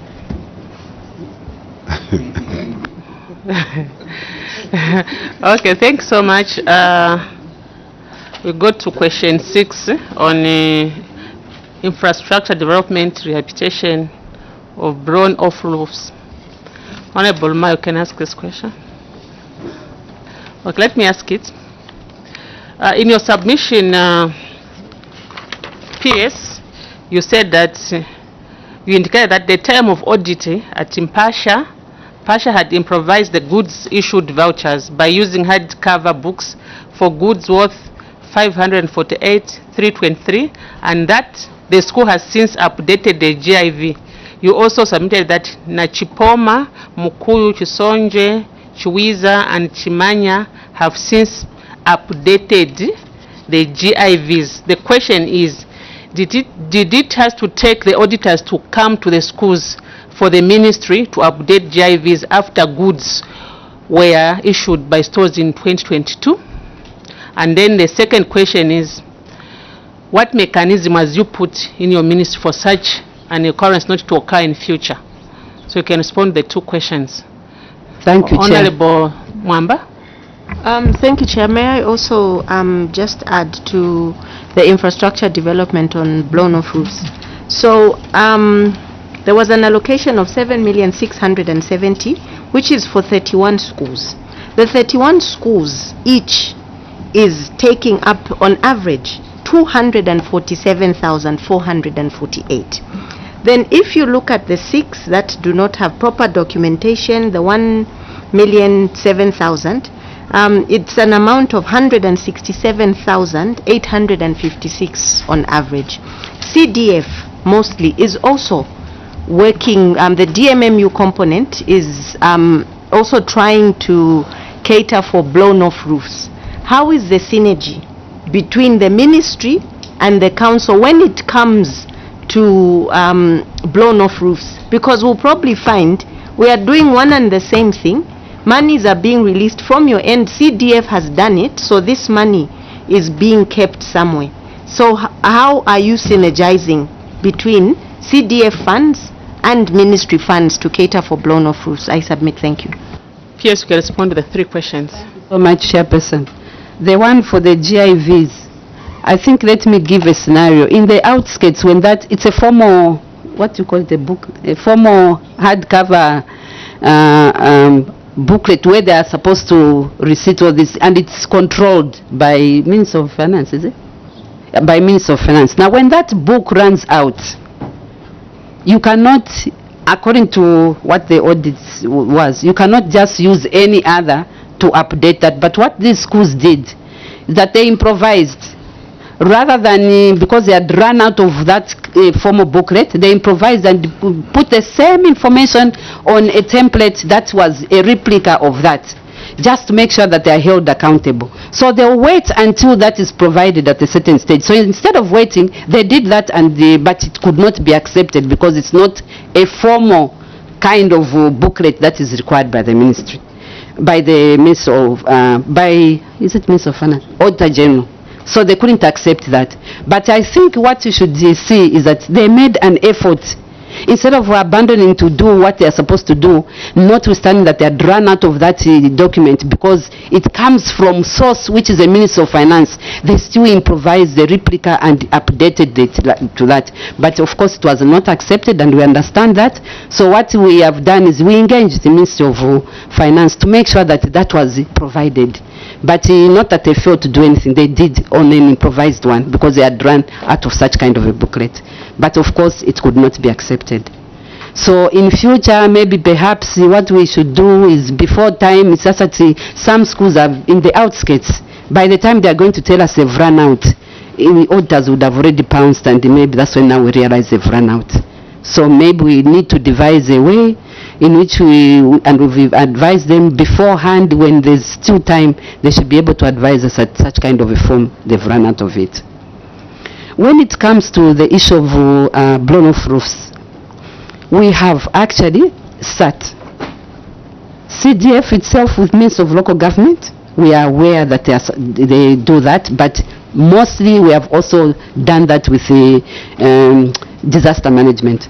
We have done an inventory of all the schools that are blown off, and that inventory, Minister of Education with the disaster management sat. The only challenge that we seem to have is that we cannot wait for disaster management because they have so much, apart from blown off roofs, there are other issues they are dealing with. So what we do is that when disbursing funds, we only disburse when there's proof that that school which they are asking for has not been funded by either CDF or by disaster management. But the mammoth is huge. But because we are the ones, we are so much in a hurry to make sure, especially when it's the rainy season, we have no choice but not to wait for disaster management who are supposed to be doing that, but take it upon ourselves to make sure that the children have actually been protected. The best we do is ask for tents from them quickly before even we disburse monies. But we've synchronized. They have already been given a list as to what is at stake and what is the list on the inventory for blown-off roofs. And it's a huge one. Thank you, Chair. Thank you, Chair. A quick follow-up question. Controlling officer, where I come from, I'm now asking my practical experience. I've had 2 incidences, and the DEBs, the head of school, basically everyone in the district seems not to even know or have an idea that actually funds are released by the ministry to fix blown-off roofs. What is are the school managers, district managers of education, are they aware about this? Because they seem just to run to CDF. When you ask them about the ministry, the answer is almost, no, there's nothing. Are they aware? Are the people aware in the districts, in the schools, that they can actually access this rather than falling on CDF? I thank you, Chair. Honorable Daka. Madam Chairperson, was to appreciate the responses from our controlling officer with regards to these booklets for goods issued vouchers. Controlling officer, normally before you can run out of such type of booklets, there's supposed to be an early warning. These officers shouldn't wait until the books exist to all the forms. They are able to know that maybe if we have remained with 1 booklet or 2 booklets, in good time they should issue a requisition for the aforesaid booklets. So the committee, in short, cannot appreciate these inefficiencies or issues to do with not knowing what they are supposed to do. These officers are trained and they know the procedures and processes in governance. So this committee cannot accept a situation where officers are not doing what they are supposed to do. We just advise you that let these officers pull up their socks, because as for the committee, it's just for about inefficiencies and laissez-faire. It's just like a comment. I submit, Madam Chairperson. Thank you. PS, you can respond the question from Honorable Mwira. Chair, if you can allow me also, just on that. Sometimes it's not my people, and I think I'll testify to that. They'll give an SOS on time, but the process to actually get that from Minister of Finance to be able to deliver to that also takes long. So it's that process in between where they seem to have no choice but to come up with improvised documentation. I think recently there was a team that came from Minister of Finance over the same issue, and we discussed, because we saw that it was also detrimental to us when it comes to audit queries. They did admit that actually there's a problem, but they want to see how best, rather than relying on documents, maybe they want to see which other route they can take to make sure that this is done on time. So sometimes they are the ones who delay. But where they don't delay, we will actually advise that they do it quickly. But mostly they delay. On the issue of Honorable Mwila, I will give it to Director of Finance to just give you a picture as to how we have disbursed monies for blown-off roofs. And for me, I'll be very honest, and I think I want to confirm to this committee that I have tried to make sure immediately there's that situation, I don't waste time, I pay. And he will testify to that. I want him to just speak over it. Honorable Mfalara. Thank you so much. I appreciate what the controlling officer is saying in terms of what they are doing on blown-off roofs. But earlier on, I think in the morning, I asked you, do you have a communication manager That is in line with what the Honorable Mwila was saying, that he didn't even know that it's being provided for other than a DMMU. Now, my question, I think, goes back, or it might even just be a comment. You know, the world today is at a stage where if Minister of Education has, I don't know whether you have a page or whatever, if you don't have, if you are not showing what you are doing, everyone just thinks you are not doing anything. And that's the more reason why I was, in the morning I said, do you have a communication manager who should bring to the fore the many things that you are doing at the ministry, much as huge it might be, or as small as it might be. What you are doing matters. People should see that this ministry is actually at this level. It's doing A, B, C, D. Otherwise, we will come here and we will start saying, actually, we don't know, you are doing nothing. So, while the director will be answering, I think you need to emphasize on the communication. The communication department should up the game. We want to see what they are doing. Chair. Honorable Mwamba. Thank you, Chairperson. Looking at the number of schools with blown off roofs, the amount that are going to the blown off roofs, and this is year in, year out, it's the same thing. Does the ministry have a standards department? Because maybe there's something wrong somewhere. There's somebody that is not checking, because we cannot keep having the same problem year in, year out. And what is the way forward? What is your ministry doing to probably even find an alternative? Maybe they're not building the schools properly. The roofs are not installed properly. Yes, we cannot control the weather, but I'm sure there is something that we can do. I submit, Chair. Director Finance, on behalf of the PS, there were those first questions she directed you. Maybe I can begin myself. You are right, Honorable. A lot of these blown-off roofs that are happening, sometimes it's the age, but also the way they were constructed. And most of them, if you've noticed, a lot of them were built by the community. So standards were not followed. So what we've done ourselves right now, going forward, because we notice that we are losing a lot of money now because of blown-off roofs, and those are structures that are already standing, we can't do anything about them. But going forward, we have come up, and infrastructure is there, with the proper way, the material, the kind of not using wood, the steel, and even the steel tested to make sure that it's proper and it can stand the weather, the test of time. That's what has happened, so that in all these ones which are now coming up, which we are erecting, we have now disseminated that information to our districts that this is a standard to be followed. Now, in the past also the problem was that we did not have engineers in the districts. But now when I came in, I decided we are employing an engineer in every single district that should be guiding the buildings officers. Because to leave the buildings officer on their own, those are the standards we saw that were looking like they were not good enough. So the engineer now in the province is working with the buildings officers to make sure that those standards are actually followed to the letter. And that's what we have done. So going forward, a lot of these things now will be a thing of the past. It's just that the schools have already been built, and there are so many of them. They'll continue blowing until maybe everything is put to the kind of status that we want now. But we have devised standards, and we've disseminated the kind of standards that we want to see happen. Thank you, Chair. Thank you. I think there was a question for Director Finance.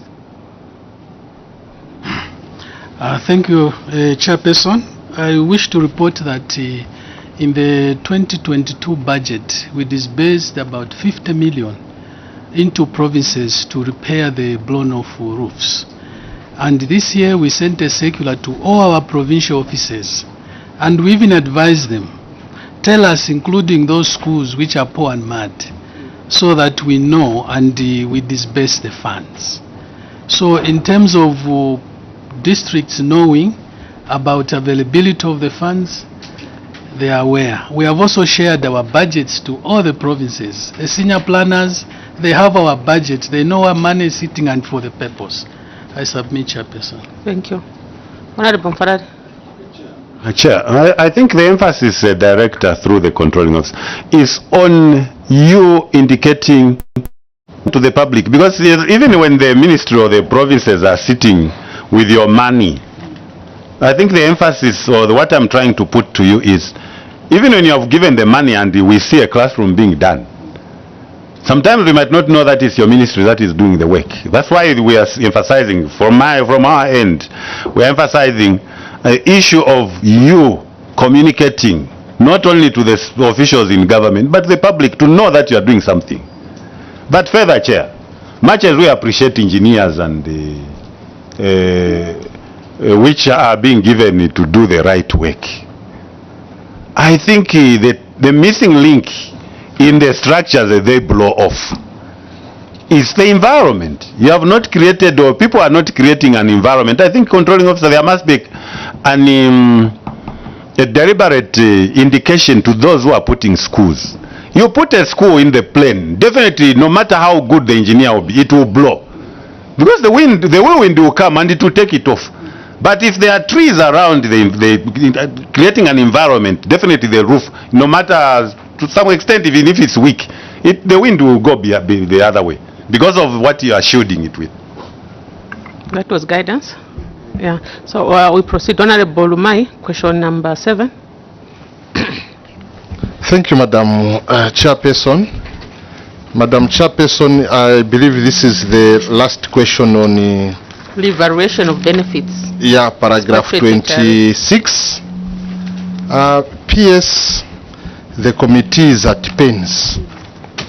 To start with, the Auditor General's Office did not find documentation to audit this query fully.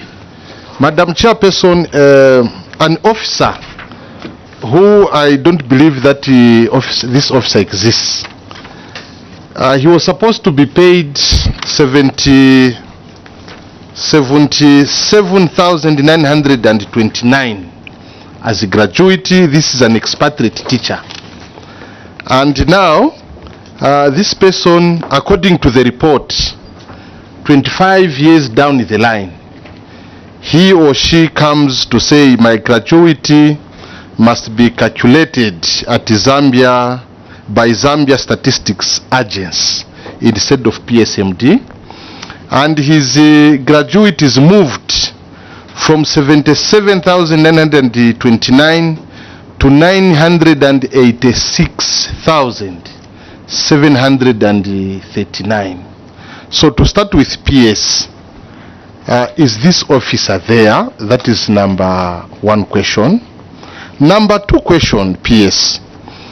When your ministry, because this money is under review, currently the New Dawn government, when you requested for the 3.18 million kwacha to pay for these officers, and your office knew that such issues are supposed to be handled by PSMD, but you went ahead to agree to what Zambia Statistics Agency did.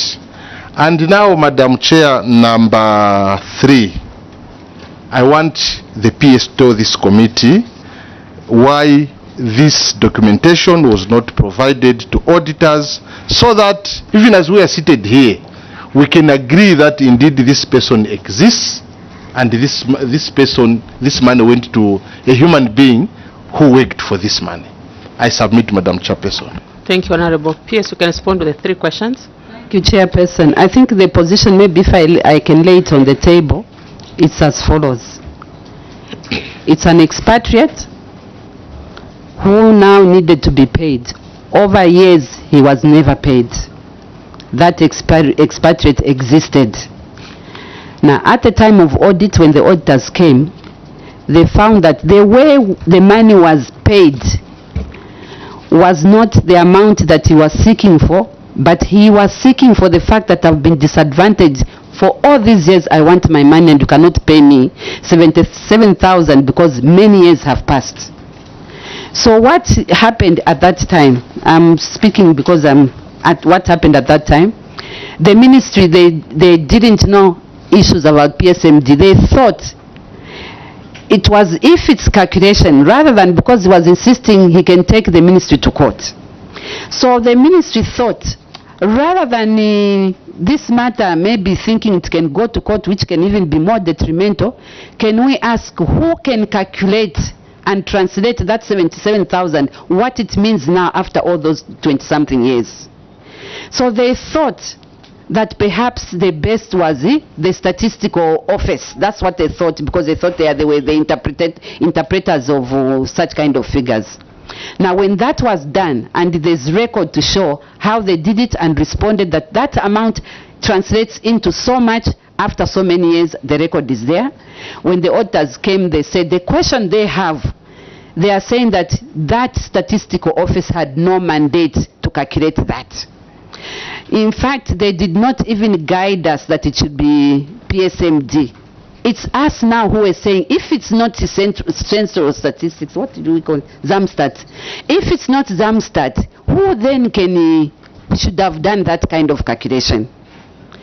I think for me, Chair, I know it was an error in imagining that it's Zamstat, because we're thinking Zamstat are the calculators, rather than the ministry taking it in their own hands and giving an amount and thinking this is the amount which was. In fact, they decided we are not going to do it ourselves. Let us give it to another government ministry that calculates, that can help us to calculate that.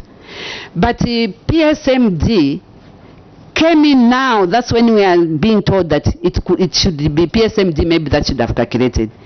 For your own information, Chair, after the auditors left and that query was there because it could not be dropped, I mean, we couldn't justify why Zamstat and not any other, we decided also to liaise with the PSMD. And their response are that such matters should go to court.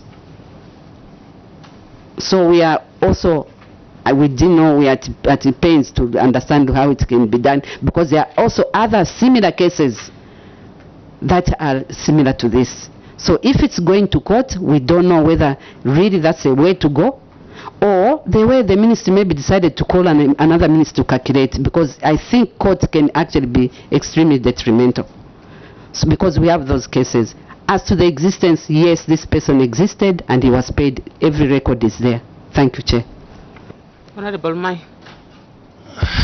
Madam Chair, PS, you know why I appear to be at sea? You took over office, should be 2 years ago now, and your predecessors,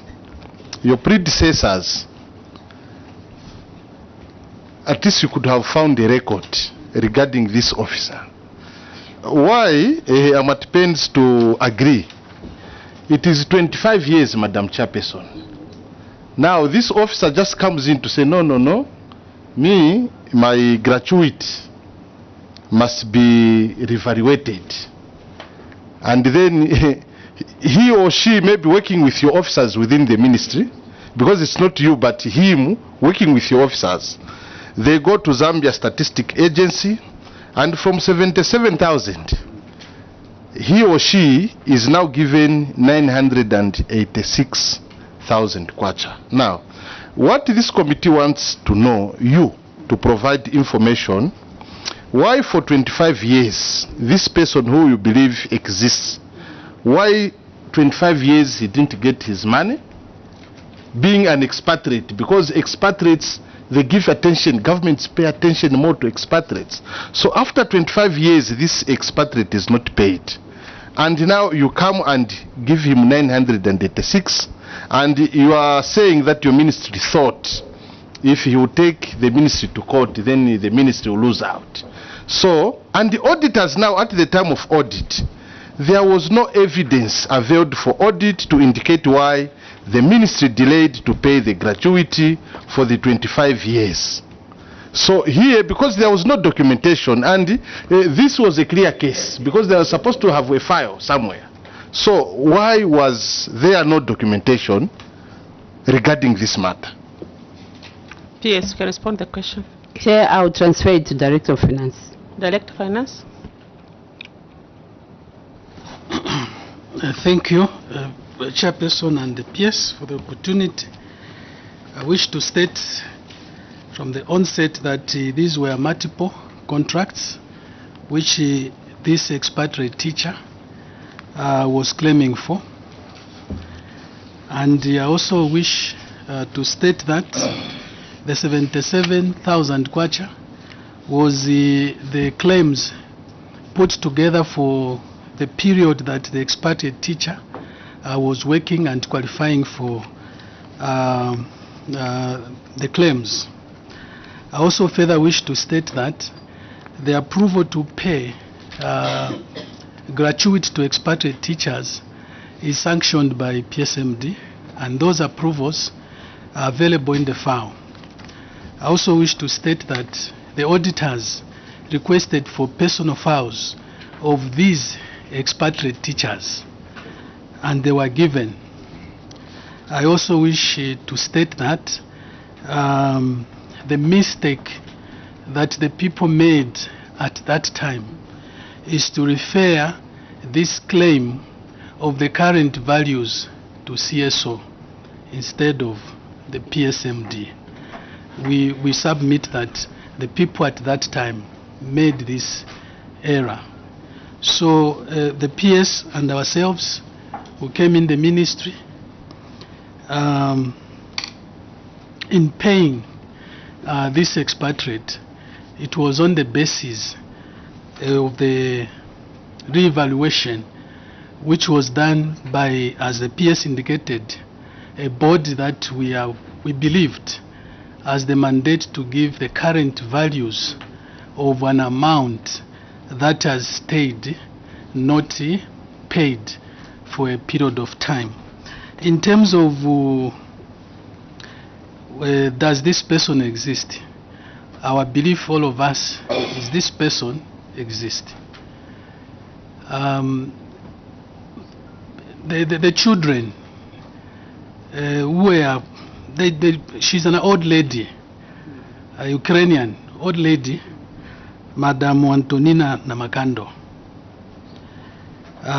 She assigned the children to be making follow-ups on this matter. Why didn't we pay for 25 years? It's a bit difficult for us who are new to explain why the ministry didn't pay, but suffice to submit that the funding to pay other emoluments has been a problem in the ministry. You have seen in all the 3 paragraphs, the Auditor General is saying we are owing our teachers millions of money. Even now, we owe them 625 million. Those who have worked for the service, we have not paid. I submit, Chair. Thank you. Honorable, I think we are done with this paragraph. We can go to paragraph 29.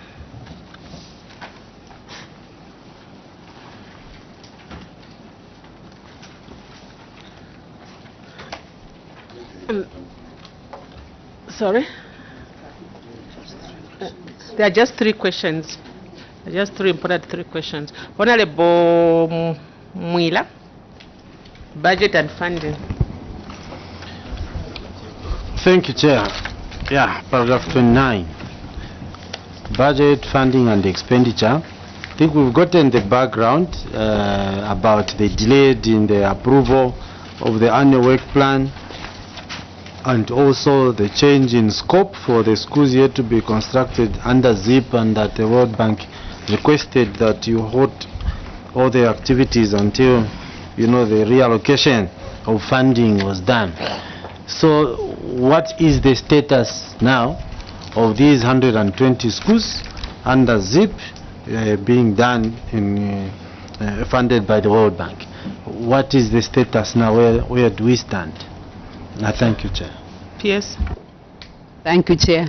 At least I'm happy that Coordinator ZIP is here, so that he gives a detail of where we are right now. If you can allow, Chairperson. Coordinator ZIP.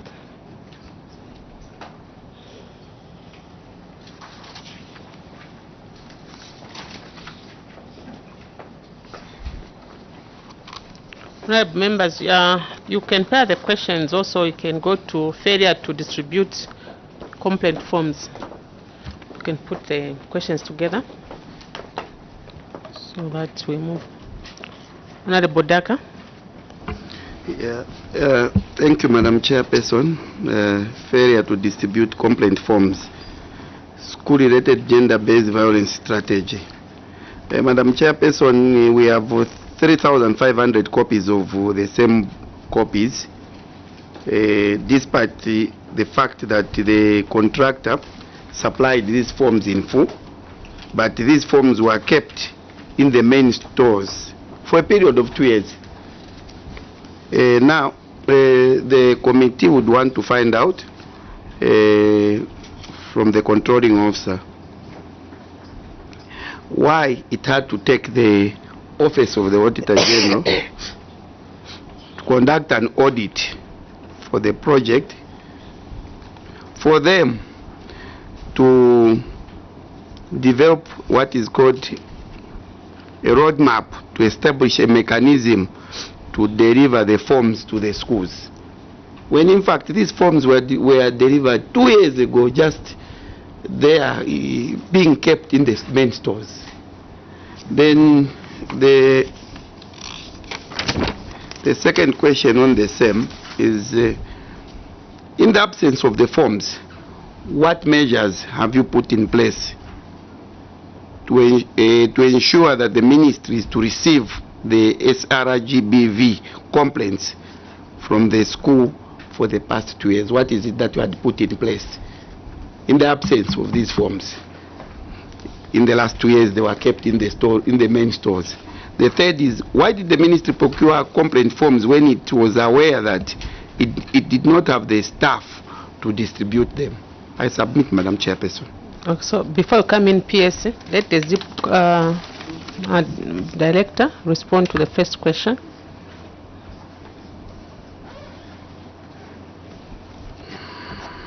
Honorable Daka, switch off your mic. Thank you, Chair, and through the PS, let me respond to the first question on the status of the construction of the 120 secondary schools across the country. Where we are now is that we are carrying out, or we are undertaking pre-construction activities for the 120 schools, and for the first batch of three provinces, Copperbelt Province, Northwestern Province, and Western Province, we have actually disbursed money for construction of these schools up to the gable level, the wall plate level. But construction has not started yet. Why? Because, one, we still needed to train district staff, technical supervisors, and school staff that will be involved in the construction. The committee may wish to know through the PS that the construction mode that we are using is called a community mode of construction, where we don't engage contractors, but we engage builders from within the communities, technical supervisors from within the community, because there is a desire to empower local communities. But then one of the risks associated with this mode of construction is that quality is a constraint. So in order for us to assure quality, the people that are going to be involved in the construction of these secondary schools have to be trained appropriately in issues of financial management, procurement management, stores management, and construction itself. Now, apart from that, there is a mandatory requirement for us to fulfill the World Bank requirements on environmental and social safeguards. So the screening of all these sites have to be screened for environmental and social safeguards. The screening in all the three provinces has been done. Now we brought on board as well Southern Province. We are talking about 61 schools in the three provinces and 12 schools in Southern Province, so we have 4 provinces altogether. And we plan that construction of these schools will commence by 1st February 2024, after all the pre-construction activities are concluded. Thank you so much, Chair. Honorable Daka. Madam Chairperson, I agree with the person making a submission that the risk of quality or quality is at risk with this kind of an approach to constructing these very important facilities, 120 schools countrywide. My question, or the question of the committee is, how do you intend to sustain this quality? First of all, during construction, quality control mechanism, we want to find out who is going to sustain them, because it's like you are just mobilizing the communities to do these schools. Who is going to do the quality control mechanisms on a day-to-day basis in that regard? And two, the designs, the design interpretation, because you are employing people who are less knowledgeable here. Who is going to do the design interpretation on site to ensure that this much desired quality is achieved? I submit, Madam Chairperson. Honorable Kando. Thank you, Chair. The delays into these projects are actually detrimental to the Zambian citizens.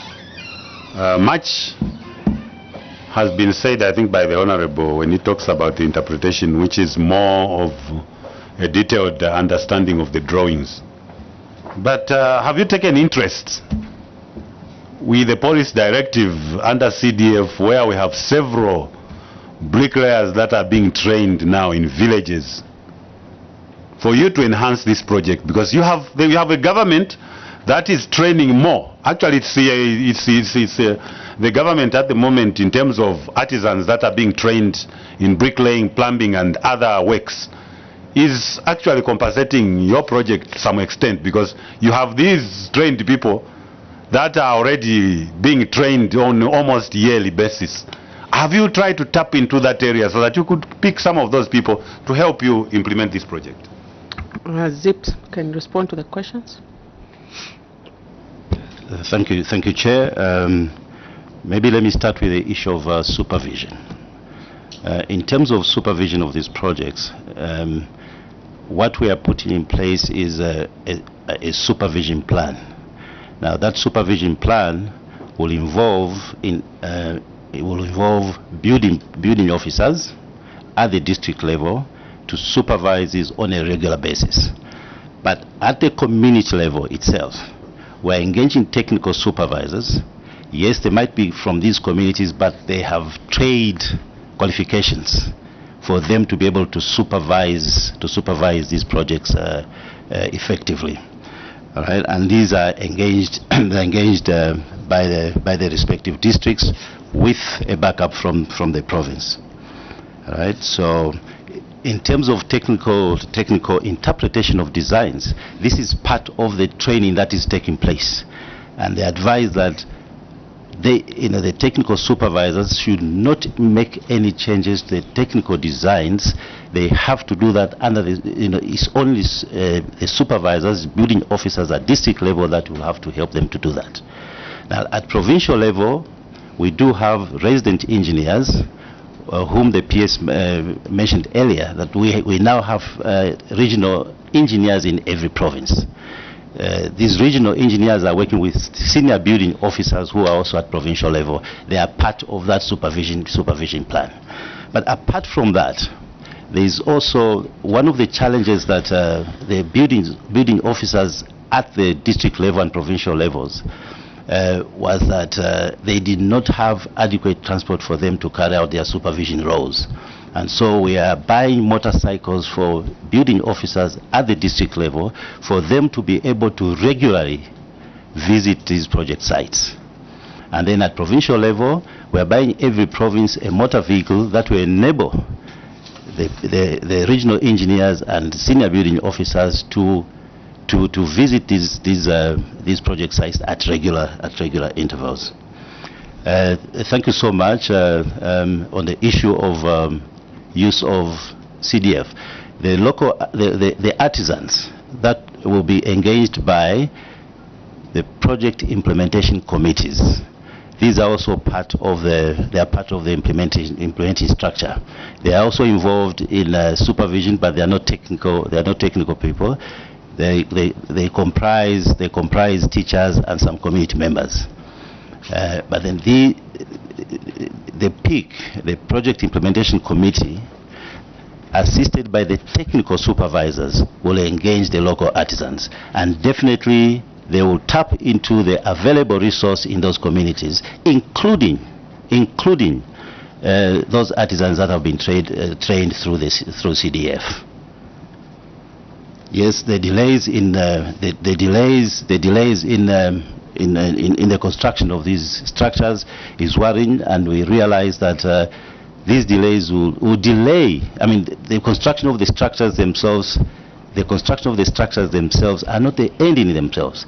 We are delaying the derivation of benefits of why we are putting these structures, which is access to secondary education. Thank you so much.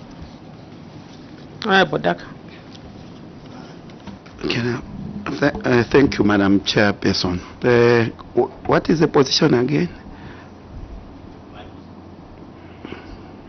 You are? Mike, Honorable Daka. I am the coordinator for the Zambia Education Program Coordination Unit, which is responsible for the management of the Zambia Education Enhancement Project, ZIP, and another World Bank funded project on early learning. Thank you so much. Thank you. Coordinator, in your own opinion, you are aware that there's a lot of thirst for this infrastructure, or Zambians are waiting for this infrastructure all over. The expectations are quite high. In your own view, do you think this approach that you have embarked on is the approach which can deliver? Because you know, a service delayed is as good as no service at all. Delay may translate to no service at all delivered. So in your own interpretation, do you think this was the right approach, considering the fact that most Zambians are looking forward to these schools? You know, the free education, what the free education policy has done. One classroom, 100 pupils. There's a lot of congestion in most of these facilities, and the Zambians cannot wait even. They are anxious to receive this infrastructure. Why didn't you face this? Some of the out of 120, maybe you could have, since this is a pilot project, you don't even know the result, the outcome of this that you are trying to achieve. It might even fail. Why didn't you just first of all phase these things? Maybe phase one, contract based. You involve the serious contractors to execute these secondary schools. Phase two, maybe the other phase, maybe phase one, serious contractors who are already established. For the other phase, this kind of an approach, and whichever approach you would want to explore, for the interest of what is happening, so that we can have these secondary schools delivered in time. I submit, Madam Chairperson.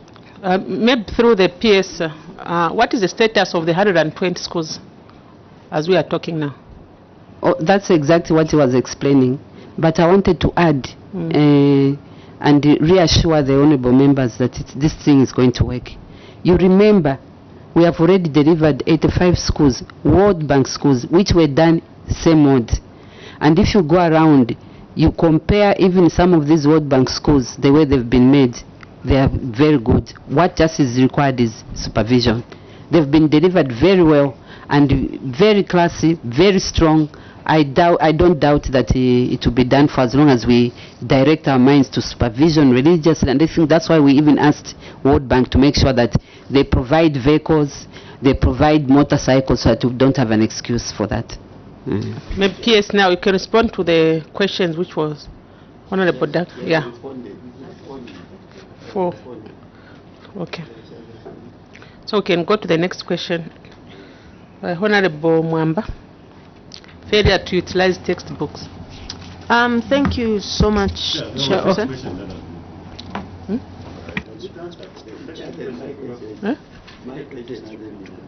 That's what I was guiding, but you say, yeah, that's what I was guiding. Then you said it has been answered. So now I was in a mix. No, I meant your question, your original question. So you can respond the questions from Honorable Daka.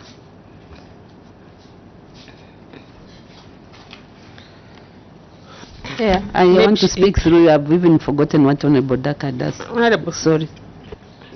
It's on failure to distribute complaint forms, school-related gender-based violence strategy. Have you remembered the question? Okay. Thank you, Chair. The former coordinator is around where this thing happened, so I'd rather he also responds to that question. Is there, seated next to the coordinator. So the former coordinator should respond? Okay. You can respond to the question. Thank you, Chair, and the members present. I wish to submit that a request to have the forms delivered timely in 2021 was actually made to the World Bank. That request was actually accompanied with a budget indicating how much we needed in order to deliver or to distribute the booklets. Unfortunately, the World Bank thought otherwise and disapproved our request. So we were not able to deliver these in 2021 immediately after they were delivered to us because of the objection by the World Bank for us to have money to deliver. Instead, we were actually guided that we should find an alternative, particularly a training session that was to involve teachers from all the intervention schools, so that we take that opportunity to actually deliver these booklets from the training venue. Unfortunately, Chair, I would like to submit that since that time, we have not had such a forum where we would have all teachers from the 382 institutions in which we were intervening to enable us have these materials given to the schools.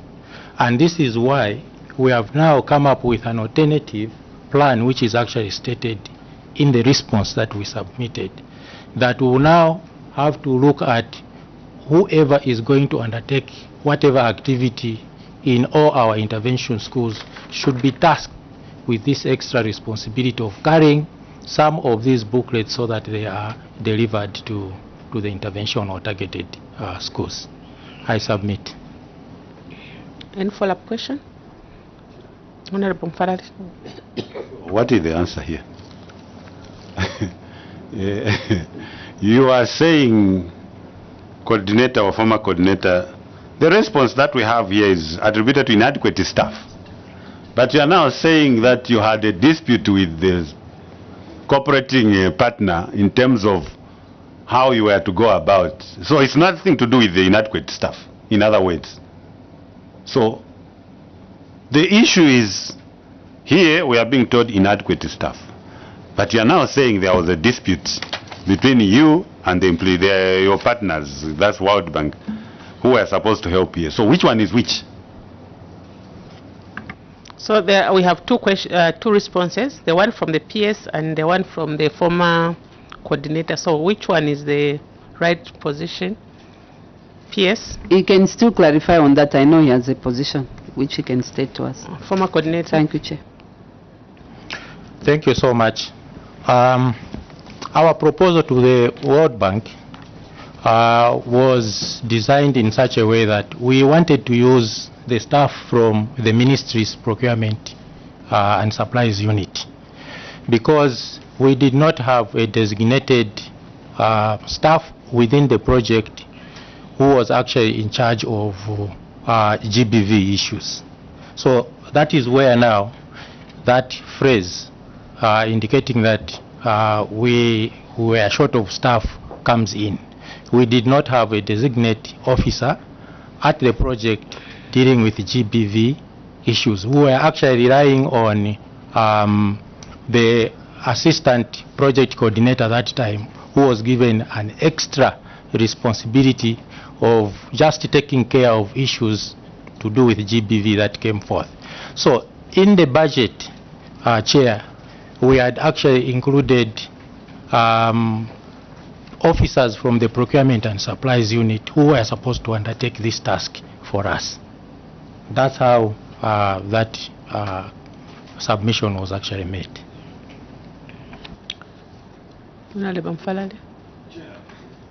We might accept the answers that are coming, but they are not speaking to this query, because there is no evidence to show the interaction between the World Bank and them. As well, there is nothing related to that. And for us, we are taking that 2 years down the line, you could not distribute these materials, which could have helped the majority of those that are actually disadvantaged, in this case the girl child.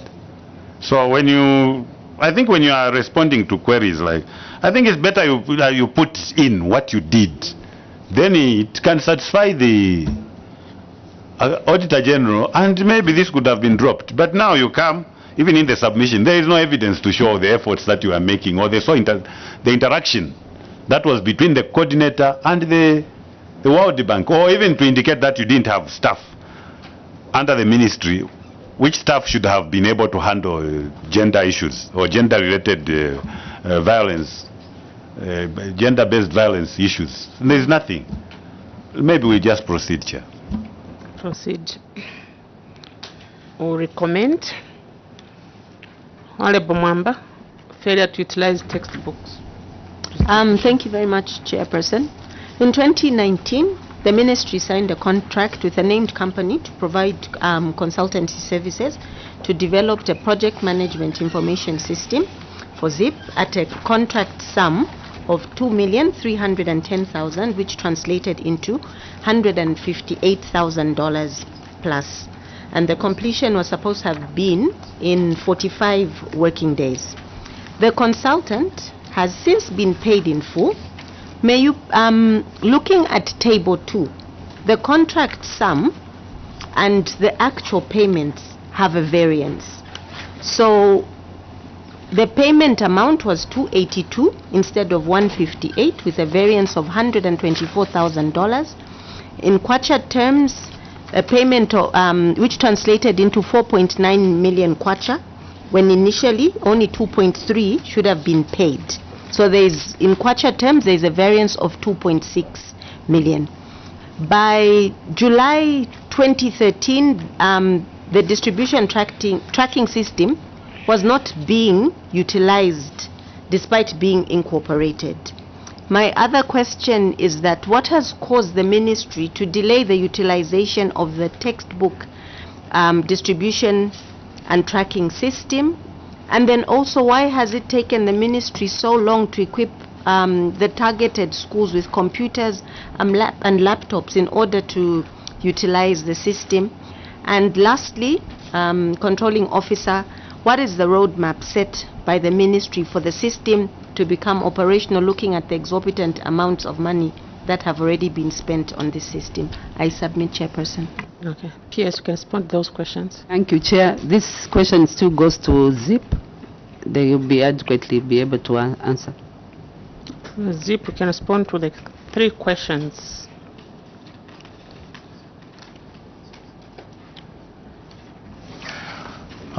Thank you again, Chair.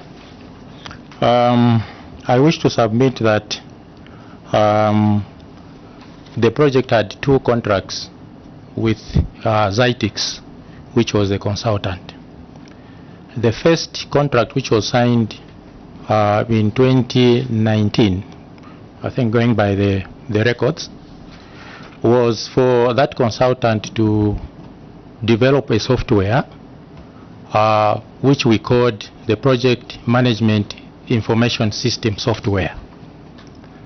And this is the one that, according to the report that you have, should have costed us, should be $158,000 somewhere there. I think at that time the amount was equivalent to 2.3 billion Zambian kwacha. So that was duly developed for us. But later on, because we also needed a software developed for tracking procurement, delivery, and also tracking of textbooks going to our intervention schools, there was a proposal that maybe because the scope of the work was more or less the same with what was earlier on done by this consultant, the best way could have been to extend, to increase on the scope, so that they come up with an extra scope that should actually cover us in terms of textbook procurement, delivery, and tracking. But when we wrote to ZPPA, we were advised that it would be better for us to just have a separate contract, and that is how that separate contract cost us $248,000 US. So that's how you have those two different figures. So there are two contracts that were awarded to the same contractor or consultant. I submit. What is the roadmap by the ministry for the system to become operational? Yeah, so now the second question was on delayed operationalization. In order to operationalize the book tracking system, the project needed to achieve two other milestones. One was to identify teachers to train, teachers and officers from DEBs and POs who are supposed to be using, or the users of this system. Because books are supposed to be ordered from school level, the information sent to the district, province, and then finally to the ministry. So we are supposed to identify these users using the districts and the schools so that they are trained on this software, how to use this software. So the training to date has not been done because there was no timely agreement between the ministry and the World Bank on the intervention schools. This arose because in the course of trying to do that, there was that request by government that more money should be given to the project, additional financing.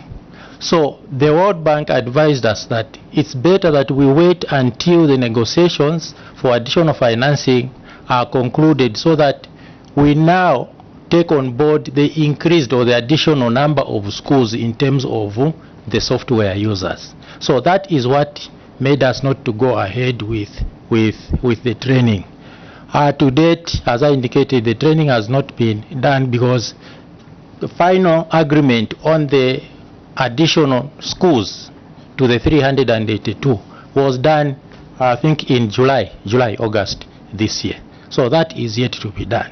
Because once these users are trained, then they will be supplied with the computers that are being talked about, so that they are able now to use the system to do the ordering of the books. So really the operationalization is the end tail of the entire process. In between, we have got these two big milestones that we are supposed to achieve as prerequisites. I submit. Honorable Mai. Chair, at times you feel as though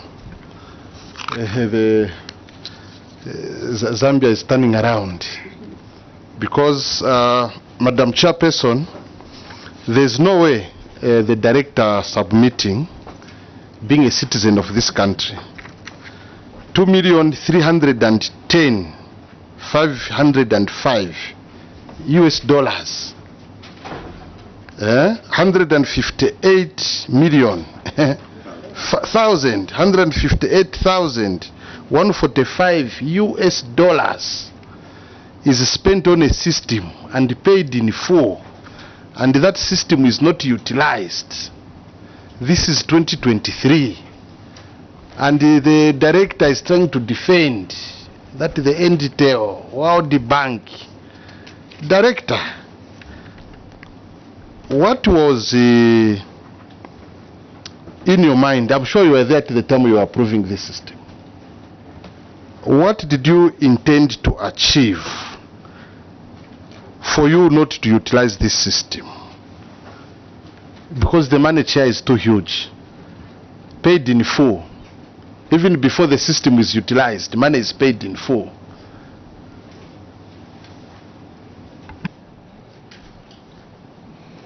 Honorable Mwamba. Chairperson, he also has not responded whether computers and laptops and other necessary IT equipment has been purchased in order in order to enable utilization of the system. Thank you. Honorable Daka. Thank you, Madam Chairperson. Is it coordinator of the same program? You are paid for the what I would refer to be a phase of this project. The additional funds that you are trying to source or sort are basically for the additional scope, which means additional schools. Why didn't we operationalize what was provided for in the initial contract rather than suspend the operationalization of the initial program on the basis that you are trying to source for additional funds that would cater for the additional scope? Why didn't you have a phased approach? I submit, Madam Chair. Director Zips should respond to those questions. I think there are 3 questions from honorable members. Thank you, Chair and House. As regards the figure, 158,000 and 248,000. As I indicated, Chair, yes, it's dollars, yes. Yes. You are feeding the public, so you have to complete your statements. Thank you, Chair, for the guidance. So those are dollars. As I indicated, Chair, those were for 2 different contracts. And the objective of the project coming up with a textbook tracking system was to improve the procurement and delivery processes as regards textbooks by the ministry. This was supposed to be used as a pilot so that the ministry in due course adopts it as they procure textbooks for all the schools in Zambia. So that is actually the objective of this book tracking system. And therefore, it was actually the projection of the project that this system should have been operational by the year 2021.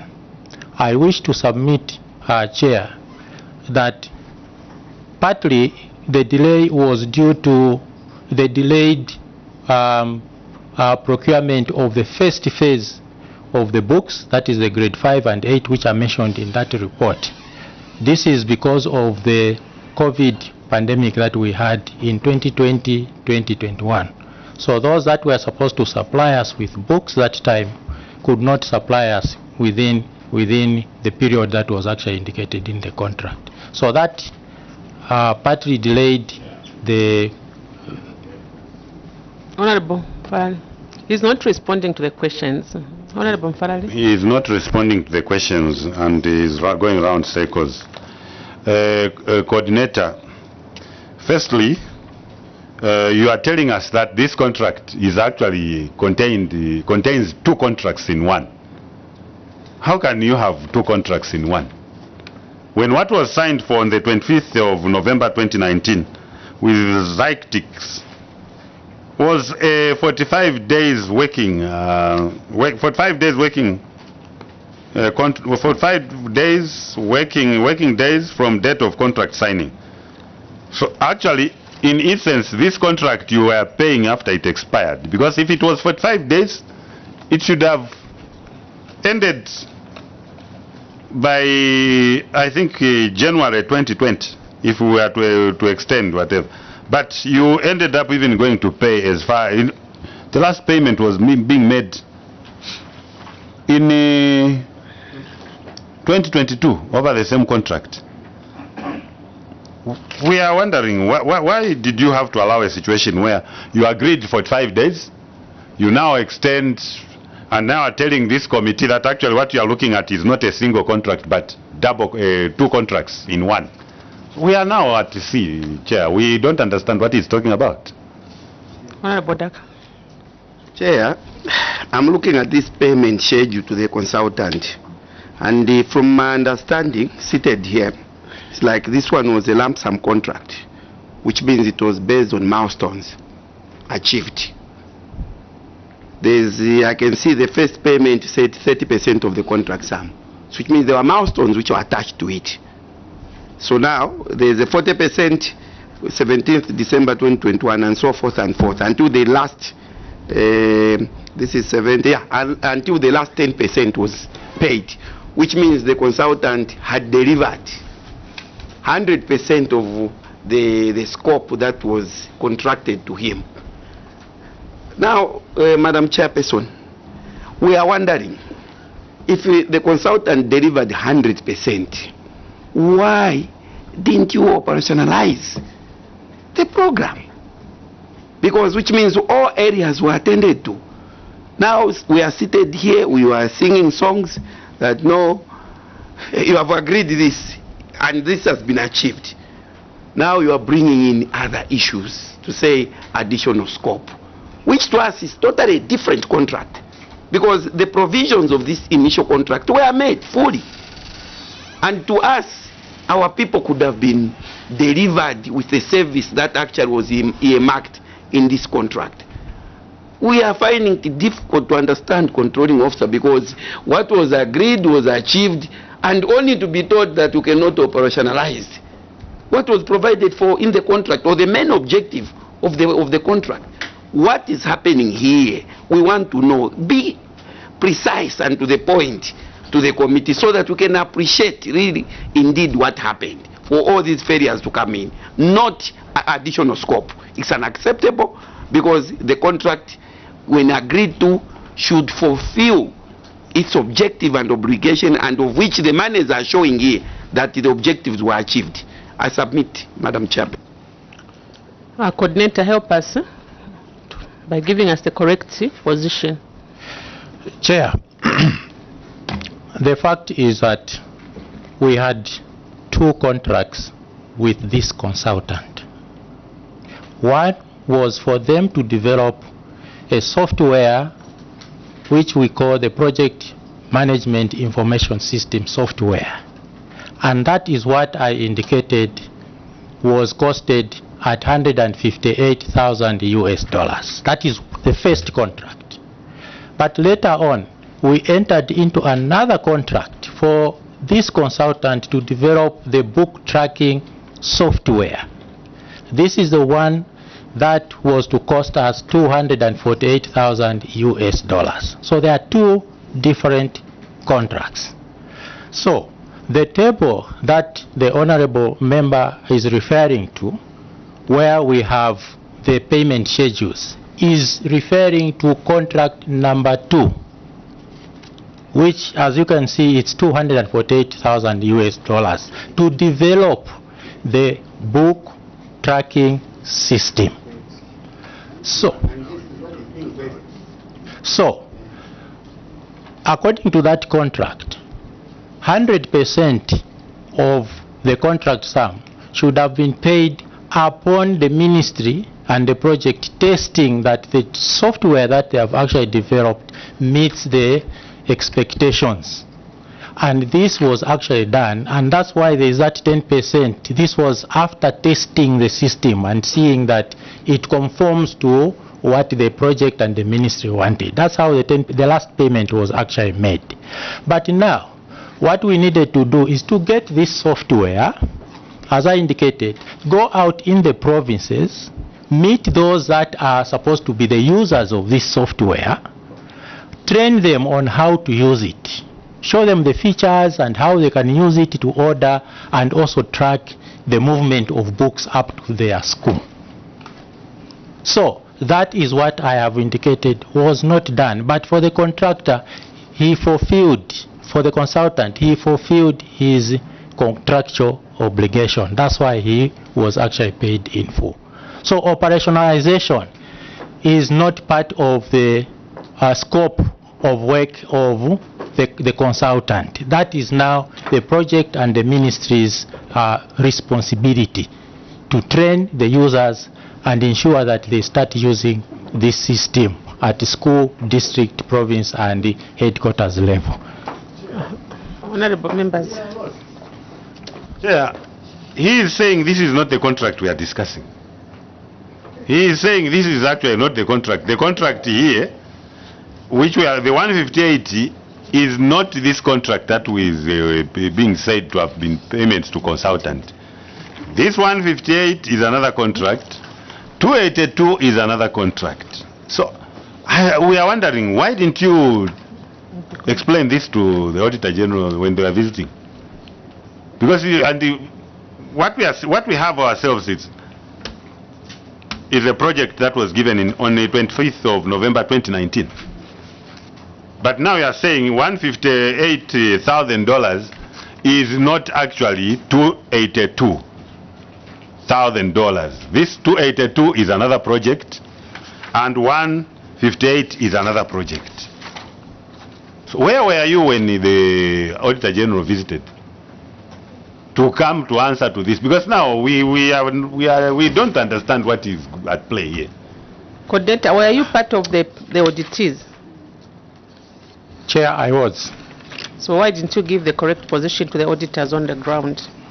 Chair, we availed the two contracts to the auditors. And I remember at that time, the issue that came was to do with the operationalization, which is to do with the second contract, this one which is worth $248,000. But we availed the two contracts to the auditors. Honorable Dak. Thank you, Madam Chairperson. What the committee is laboring to take is, you have this system fully developed, and many other ministries, you know, this trend is become a common practice in most ministries, where you pay, government is meant to pay a lot of money for systems, several systems. Some ministries, even several. This one, they start this one without utilizing it, they jump on another one. Some start, it fails, and so forth. And the government is incurring a lot of losses with regard to the systems that are being developed everywhere. So the committee want to find out, to say, you developed this system, and in your response, we followed you quite well. You said that you delayed to operationalize this system because there was an indication of additional scope, extra scope, or extra works. To us, we are not interested. Far from it, we are not interested. We are interested in what was contracted. Why didn't you operationalize what you had already established? Let's not talk about additional scope. It's not a befitting response to this committee. We want a real challenge or a real problem that we encountered to operationalize what you had already developed. I submit, Madam Chairperson. Coordinator, can you respond to the question? When are you going to use the system?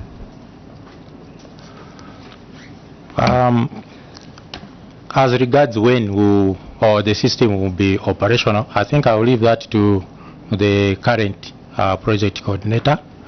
But what I would like to indicate is that the operationalization of this system is still part of the performance-based condition for the project, implying that the project still has to make sure that this system is operationalized.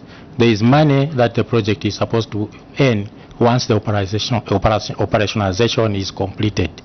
So that is on the way forward. But as to when that will be done, because I'm outside the project now, I think the current project coordinator will be able to answer.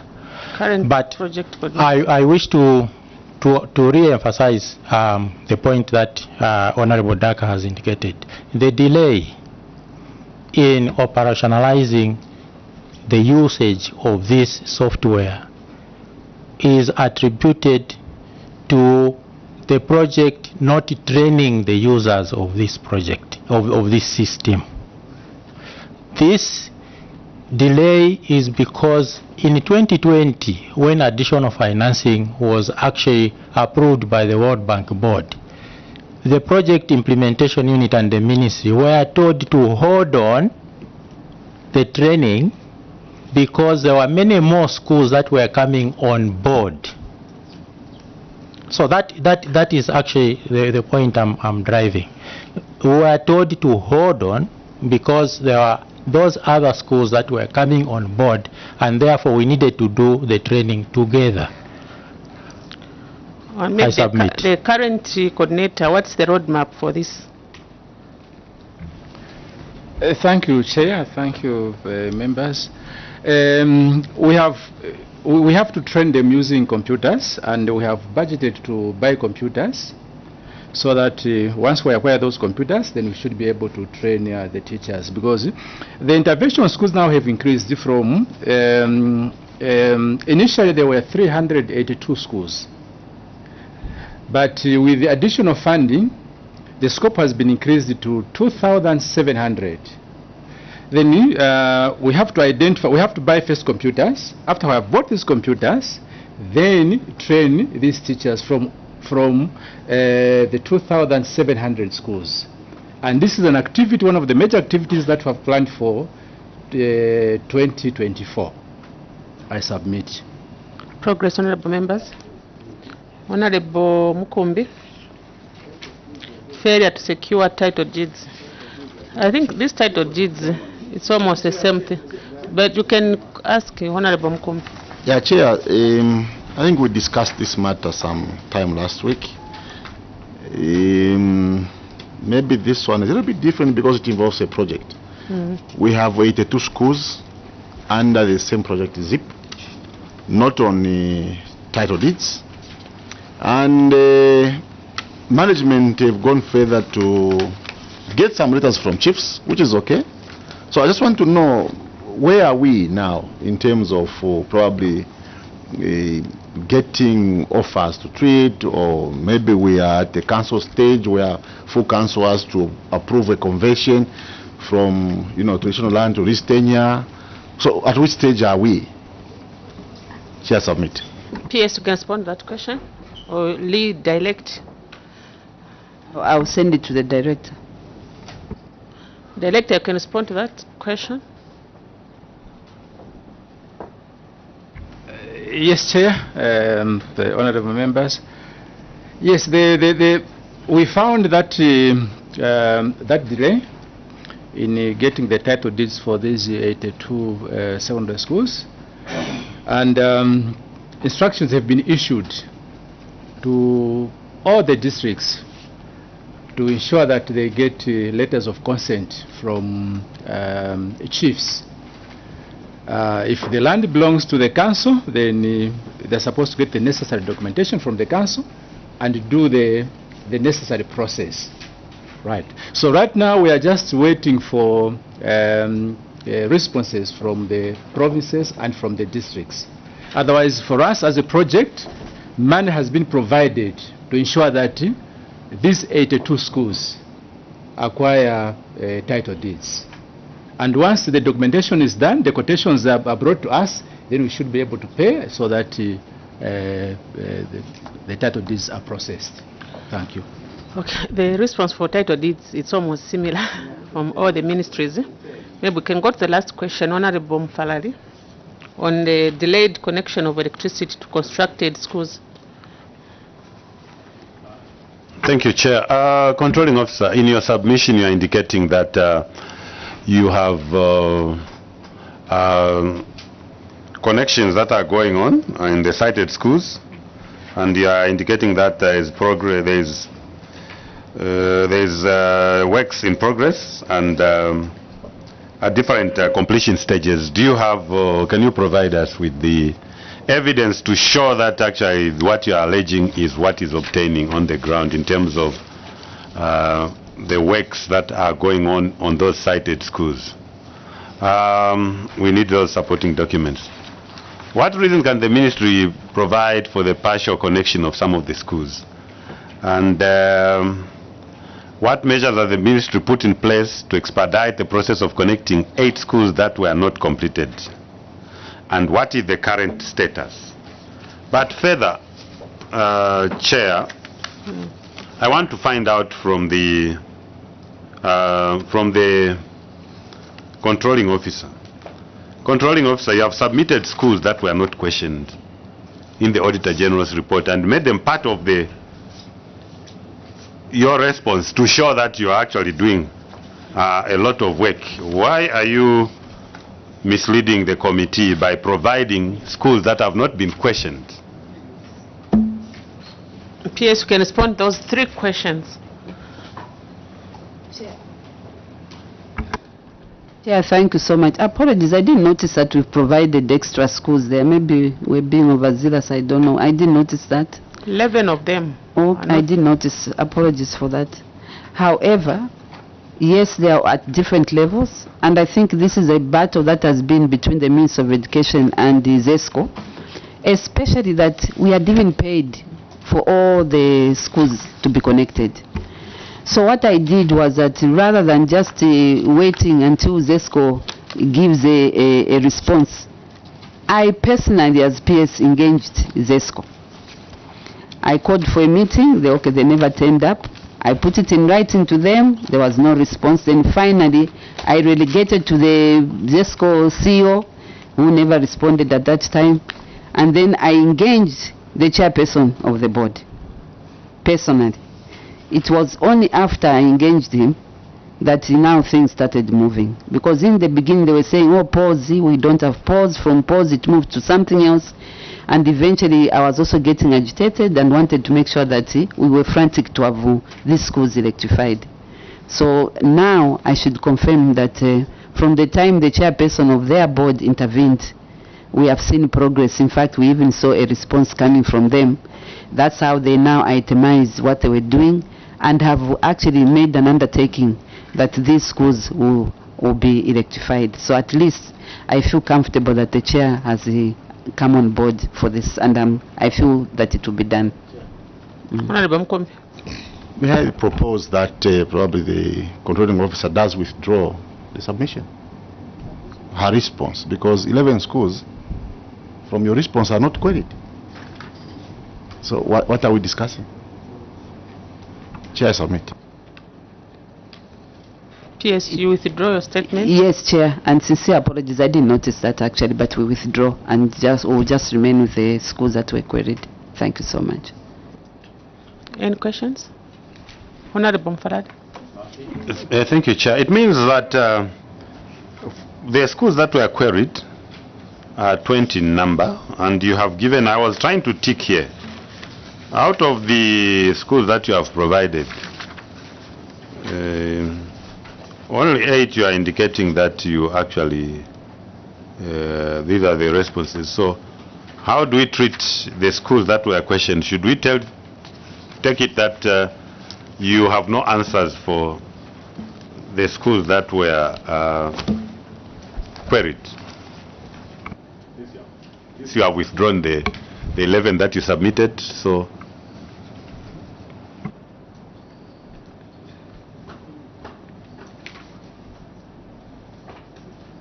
Yes.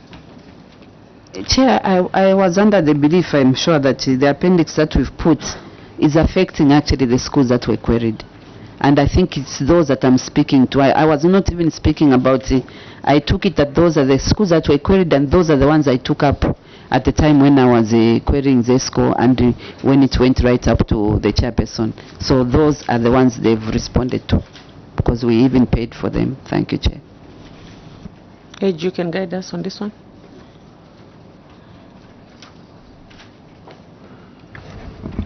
Thank you, Honorable Chair. Okay, so since the submission the controlling officer has made does not speak to some of the schools that we have queried, I think it's only proper that she makes a submission that speaks to the issues that we have raised. The list that we queried, I submit. think PS have gotten the guidance. Yes, I'll do just that. Thank you, Chair. I'll provide to the auditors. Okay. So we are done.